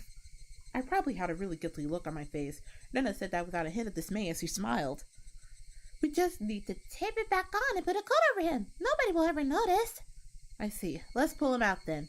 Can you get that side? Okay. Hey, we finally got Colonel Sanders. He lost an arm though, so R.I.P. that arm. Seems they haven't been able to find one of the arms, you see. I laughed dryly at how pathetic I was for considering the arm flopped down and rolled to my feet to be such a bad omen. Both Odena and Mion knew how sickening that incident was, so they pretended that they didn't know. I had looked it up all by myself, and shamefully enough, I was scared. You're pathetic, Keiichi Maebara. All right, Rena. Let's do this in one go. Ready, and... Well, we did it! We did it, Kate-gun! Yay! The right time to give 3 cheers. That moment of 2 days of work bearing fruit. HOU, who was brought to Hinamizawa covered in filth to meet his end. Instead, we were able to welcome him back. You're pretty lucky, Colonel Sanders. Your new master is a pretty decent person. Oh, messed. Nena Ryugu is now the new CEO of KFC. This game confirms it. didn't matter that he was dirty. Nana nuzzled him cheerfully with her cheek. I was dead tired, but seeing Nana's happy face made it all worth it. I'll help you carry it back. It'd be bad if it gets dark. Yeah, right. I really want to thank you, Cage-kun. I won't forget this. Think really hard about what you'll do to repay me, okay? Well, I wonder what kind of repayment, I wonder. For now, I just hold back my evil cackle. We were ready to take it into the house, but we couldn't go like this. We rolled the statue up in tarp and lifted him. And so Jack and Jill went down the hill carrying a human-sized bag and an unsheathed axe. I prayed that we wouldn't run into Tomitake-san. If he saw us here and took a picture, we need to get rid of him. Oh, lol. Is this meant to be a warning for an outsider like me? Something struck me as odd about the words Tomitake-san, unable to grasp my sense of humor I had left behind.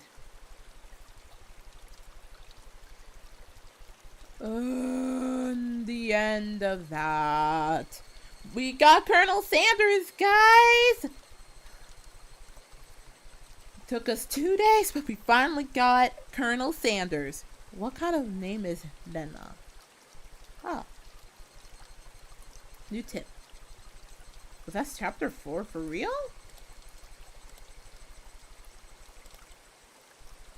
Let's view new tips. What kind of name is Dana? Okay, let's do this real quick. Neda's not here. Do you know where she is, Keiji? Huh? She was just there, actually. Hey, Mion. Where did Dana go? Dana? Didn't she go to the bathroom? She did say that she's been having bowel troubles lately. I hadn't heard anything about that. Satoko, do you know where Dana went? Dana, you say? I just passed her in the hallway. Dana had class duties today, so she's off to water the flower bed.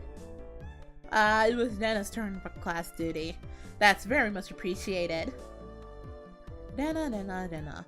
Upon hearing it repeated, a thought came to my mind. It's weird to say this about someone's name, but it was a weird name. It was like someone's foreigner's name. What kind of name is Dana, I wonder? What kind of kanji does her name use? Nana is her nickname. She has a proper name as well. What, really? I was sure that Nana Ryugu was her full name. Well, I can't understand you making that mistake since we only call her Dana. She even signs her name as Dana. It's like it's her real name in school. I wonder what her real name is. Let's ask her when she comes back. Satoko and Rika-chan both looked at each other. You don't need to ask her. We'll tell you what it is. Oh shit. Ah! It's the Rei from Ore and the Na from Nara. Her real name is Reina Ryugu. Reina, is it? So it's Rada as Rena instead of Reina? That's a pretty interesting reading. No, that's not it. Reina is the correct way. Rena had told us that she wanted us to call her Rena, so we call her Rena. Kei-chan, Rena is Rena, you know. Only strangers call her Reina. You get where this is going? I understood what Mion was saying. It didn't matter what her real name was, only what name we used between us. Rena Ryugu is Rena, she's nobody other than that. So I was thinking, if I had a nickname, would you call me by that? If it's good. So what do you want to be called? Con Man. Well, gotta go. It's Butts. No! It's not Butts! It's not Butts! I refuse to be called that! What? Bye, Rosa. Thank you for joining me today. What's this now? Who's looking for me? I wonder. Seeing that both me and I sneered. Well, if Ryugu doth show herself. Con Man, you're quite sinister. What is this? Kate's gonna meet on her evil violence? A con man? Damn you, Renanosuke Ryugu! Today doth be where thou meets thy maker. Have at thee! What? Kei-san, Kaku-san, show me that. Show them what for. Aye, aye, sir! I expect my fee to be paid to my Swiss bank account. Since it's come to this, we have no choice. We'll just have a grand battle with 5 people! Nana's fierce punches exploded in the proper timing to take out the seal. The evil that was beyond her myself was vanquished in the end. I do hope that Nana does go on a journey to make the world a better place. How about heading to Nakatacho? My destination is decided by where the kill stuff gathers. The toll of the bell signaled that break time was over. Come on, Kate-kun, Mi-chan. The teacher's coming. I took Nana's hand and stood up. It was just as the teacher had entered his classroom. Just one more hour. Man, oh man, got to buckle down for one more. So Nana's name is actually Daina, but we just call her Nana. Okay. I already saved and load. Let's continue one more.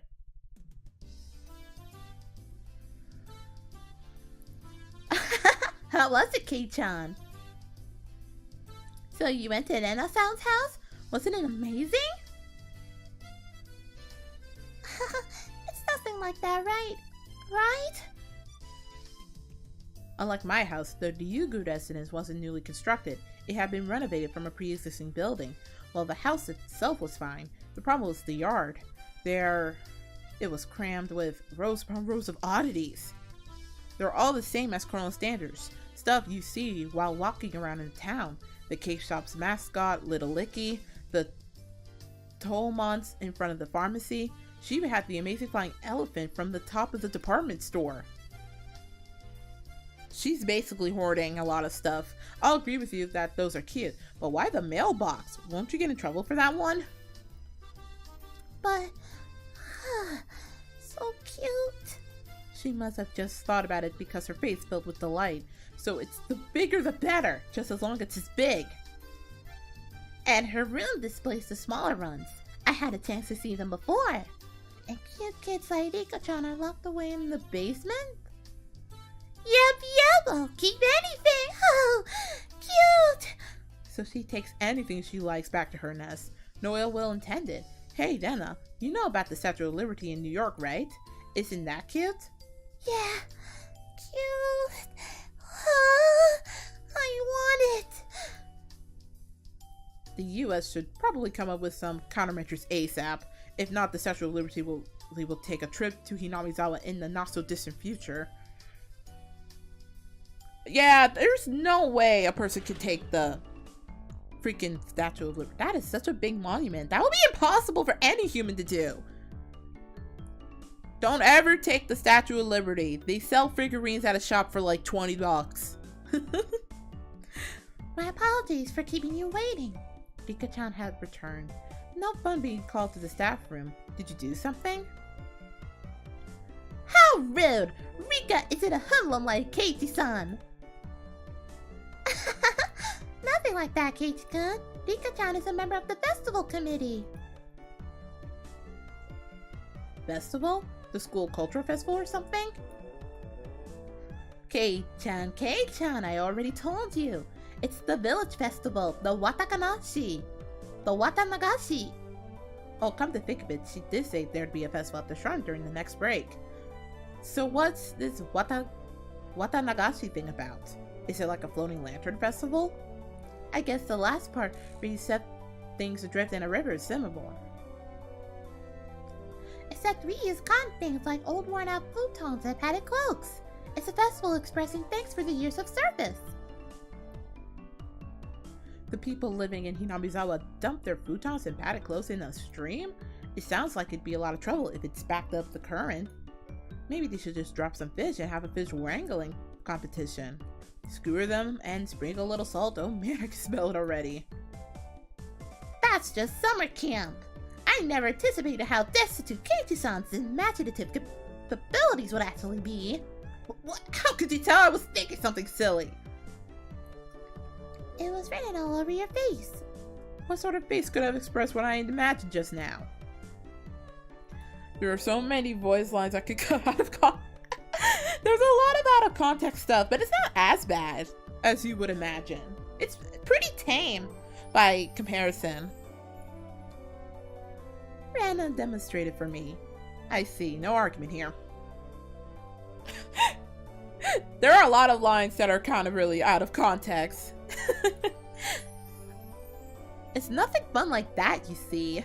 But you should still look forward to it. Let's all go together. I'll come get you that day. I don't really feel like going to festivals unless someone asks me to. I wouldn't get bored if these guys were going. You won't get bored. We're doing it again this year. Mion's proclamation came as she looked at each member in turn. What was this all about? From the way Mion looked, it was probably our club's summer tradition, the Watanagashi 4-demon firefight. That sounds awful. What kind of name is that? I think it's a cute name, though. I tried to object sharply, but since Rudena looked happy about it, I decided it was pointless to fight it. Since Keiji is here this year, it becomes 5 demons. Nika-chan made a small correction in light of my presence. So, how does this funky-sounding club activity tie into the festival? This is where you exhibit the skills you've nurtured throughout your daily club activities. Exactly! We show the full extent of the abilities that the best of the best have obtained through our daily trials and tribulations. But last year the mayor got angry, so we need to make sure not to cause any problems this time. So basically, we're doing club activities while checking out the stalls. Nika-chan really is the only one who explains things so they make sense. I see, so we'll be exhibiting on those busy festival grounds. Dana was right, of course, that would be a reason for the mayor to get angry. But it's a lots of fun! That was the only point I did not doubt. It would be, without question, fun. And that's how festivals are. I actually, when I was abroad for Japan, I actually did went to a summer festival. Unfortunately, I couldn't get a kimono or yutaka during that. But it was really, really awesome to see so many stalls and everything like that. And the food that they cooked was amazing. Once I go back to Japan in the future, I would love to go check out a summer festival and wear a yutaka or kimono. They look so pretty and the designs are so good. One day I want to do that. I want to go back to Japan so I can just travel normally again and not just go because of school obligations. Well, putting that aside for now, let's start our club activities today. Any objections? Nay! Our voices ran out in unison. When there's lots of people, card games really are the easiest to play. This really is the most basic of table games. Playing with the marked decks again? We'll use a new one today. There are no marks on the cards, so we're on equal footing. I wonder if that really is the case. I will have to inspect them. Well, that was fair. Just to be safe, everyone checked the cards. Yes, these seem to be fine. Are you all satisfied? Then today, I guess, we'll play President. That's good for 5 people. Another standard card game. First one to get rid of all their cards wins. The basic rules: play a better card than the one before. You can play straights and pairs. There are various techniques that improve the game, like reversals, but because it's such a well-known game, there are lots of house rules for it as well. The name, for example, in my hometown we call it Millionaire. I'd like to go over some details. Are the jokers wild? Can you make a reversal with 3 threes? No jokers. 2 is the highest. You can reverse a reversal. You can only make a reversal with 4 of a kind, not 3. Also, you know how the peasant sends a good card to the president? None of that. While I was confirming the familiar rules, Satoko looked over at me cautiously. I probably should have tried to look like more of an amateur. I was pretty used to this game. It's president, and it's with a new deck. Today, I might be able to win! I had the gist of the rules now. But that wasn't everything, was it? I bet it's really cool. The festivals and the trains are the 2 things that I find coolest about Japan. Oh, speaking of which, when I was studying abroad in Japan, the trains are really cool. I remember on the last day that I was leaving to come back home via plane and everything, I managed to ride a Shinkansen that had a Hello Kitty sort of collaboration and everything. It was such a cute little train too. It was on one summer day when I was coming back home, and as a treat, everybody got to ride on the Shinkansen that had like a Hello Kitty collab, and everything was decked out in Hello Kitty merchandise and memorabilia, and it even had a cute little Hello Kitty statue inside like a shop that they built on that train, and it was so adorable. I think I took in some photos of it. It was really cute. And it was coming from someone who's a big Hello Kitty junkie. I freaking love it. About that,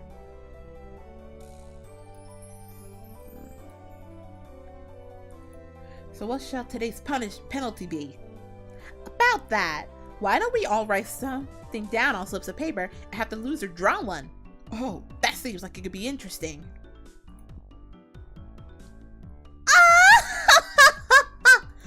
I'll write a nasty one and have Katie-san draw it. It would be awful if you wrote a bad one and drew it yourself. Just don't lose. Just don't lose. Don't you know best? Mion handed out several slips of paper to everybody. Then write down whatever and put it in this bag. When you lose, stick your hand inside and pick one out. Now then, what would be a good penalty? Worst case scenario, you'd draw what you wrote. Something too intense would be like digging your own grave. No penalty. Let's forbid that kind of idea from being written down. Rika-chan's casual suggestion caused Mion's hand to alert to a sudden halt. That's so sneaky, Mion-san! She wrote no penalty, and the corner of the slip is folded. I see. Just in case you lost, you grab the note with the fuller corner and you'd be safe. That was a good idea. Diabolical as ever, Mion. Rika-chan is quite formidable too, being able to see through that. I couldn't underestimate her, even though she doesn't stand out. Everyone, don't write penalties that are too mean, okay? Nobody agreed to Rena's proposal. Everyone was ruthless. It's fine, Nana. Just don't lose. Yeah, that's true. Okay, I'll try hard, so everyone has to pick the penalty I write. Nana was quite brutal, even though she usually appears meek. Better not underestimate her either. I agree with that. I'm very curious what Nana's penalty is in particular. Everybody's penalties are scary. I still don't know what Rika-chan's penalties would be like. She bought this huge Hello Kitty pillow with her first way she kept her. It's so adorable, isn't it? I have an aforementioned towards cute stuff. I will always look at a cute plushie and my immediate mode is to go and immediately buy it. But my mom will always get mad at me. My mom will not get mad, but she will get so concerned saying, "You're gonna buy another one of these cute little plushies again? We just bought one the last time." I have like bags and bags of just stuffed plushies and everything that I've accumulated. I have a real problem. Like I have an Among Us plushie, I have Hello Kitty plushies, I have an Astro Boy plush that I have on top. I have actually 3 Nendroids, right? No, 2. I think I have like 2 Nendroids on top. I have a freaking BT21 plushie, Pop Team Epic plushies. I have Gudetama Pokemon plushies. I have a problem. It's kind of embarrassing as someone of my stature should be disclosing this sort of personal inner maculations of my room, but I have a real problem with collecting them. I have so many. Anytime I see another cute plushie, my instinct is to fucking buy it without hesitation. I wanted to get like a Pushing plushie and from like every store, from like the plushie shop, but I had to stop myself because I had too many on my bed. I have a real problem with that sort of stuff. Basically, you can't afford to lose this game. Everybody here ready? We all nodded determinedly. Having confirmed that, Mion dealt out the cards. Finally, the battle begins. I had a decent starting hand. Card after card was played in the middle, not needing me on to tell them. Both Rika-chan and Satoko played their cards without hesitation, and I were the only ones who caused the thing. It seemed that Adena generally couldn't make up her mind, but I was different. I was like a shark stalking its prey, waiting for the right time to strike. You have an Among Us plushie? That's all. Yeah, I bought one of, not, I want to get like the official created Among Us plushie. I got the Among Us plushie that Among Us, that the company like greenlit. It's like the one that you see in GameStop. I have the cyan blue one because it matches my color perfectly. I want to get the cyan blue one of the official one from their shop real soon. Huh? Will this work? Then I'll play this 3 and I'm out. 9! Nobody? 8! 7! I'm out! 5 and 5. I'm out. Then I'll discard this last one and I'm out. Ah! I missed my chance! The loser of the first round was, of all people, Mion. And now I was certain. Today, I could win. Now then. Mi-chan, pull out one of the subs, okay? Mion, accepting her defeat, scurried around inside the bag and pulled out one piece of paper. What? Who did this? Who wrote this? Mion quivered and shrieked. What is it? What is it? Nana was also surprised when she picked that in. What kind of terrible thing was written on it? Pet the principal on the head. Hey, wait, how is it bad? Keiichi-san, do you not understand? The principal is balding and ashamed of it! Satoko yelled with a serious look on her face. My favorites was this Mokona plushie that I had a strap to carry around. I liked it so much that I did it. Mokona? Like Monokuma? I wanted to get a Monokuma plushie, but I don't think there really is an official one because I don't trust going to boot. Because I don't trust going to boot like ones, you know? I don't know if there is one for Monokuma that's official. I know there is one, but I don't know where to check, you know?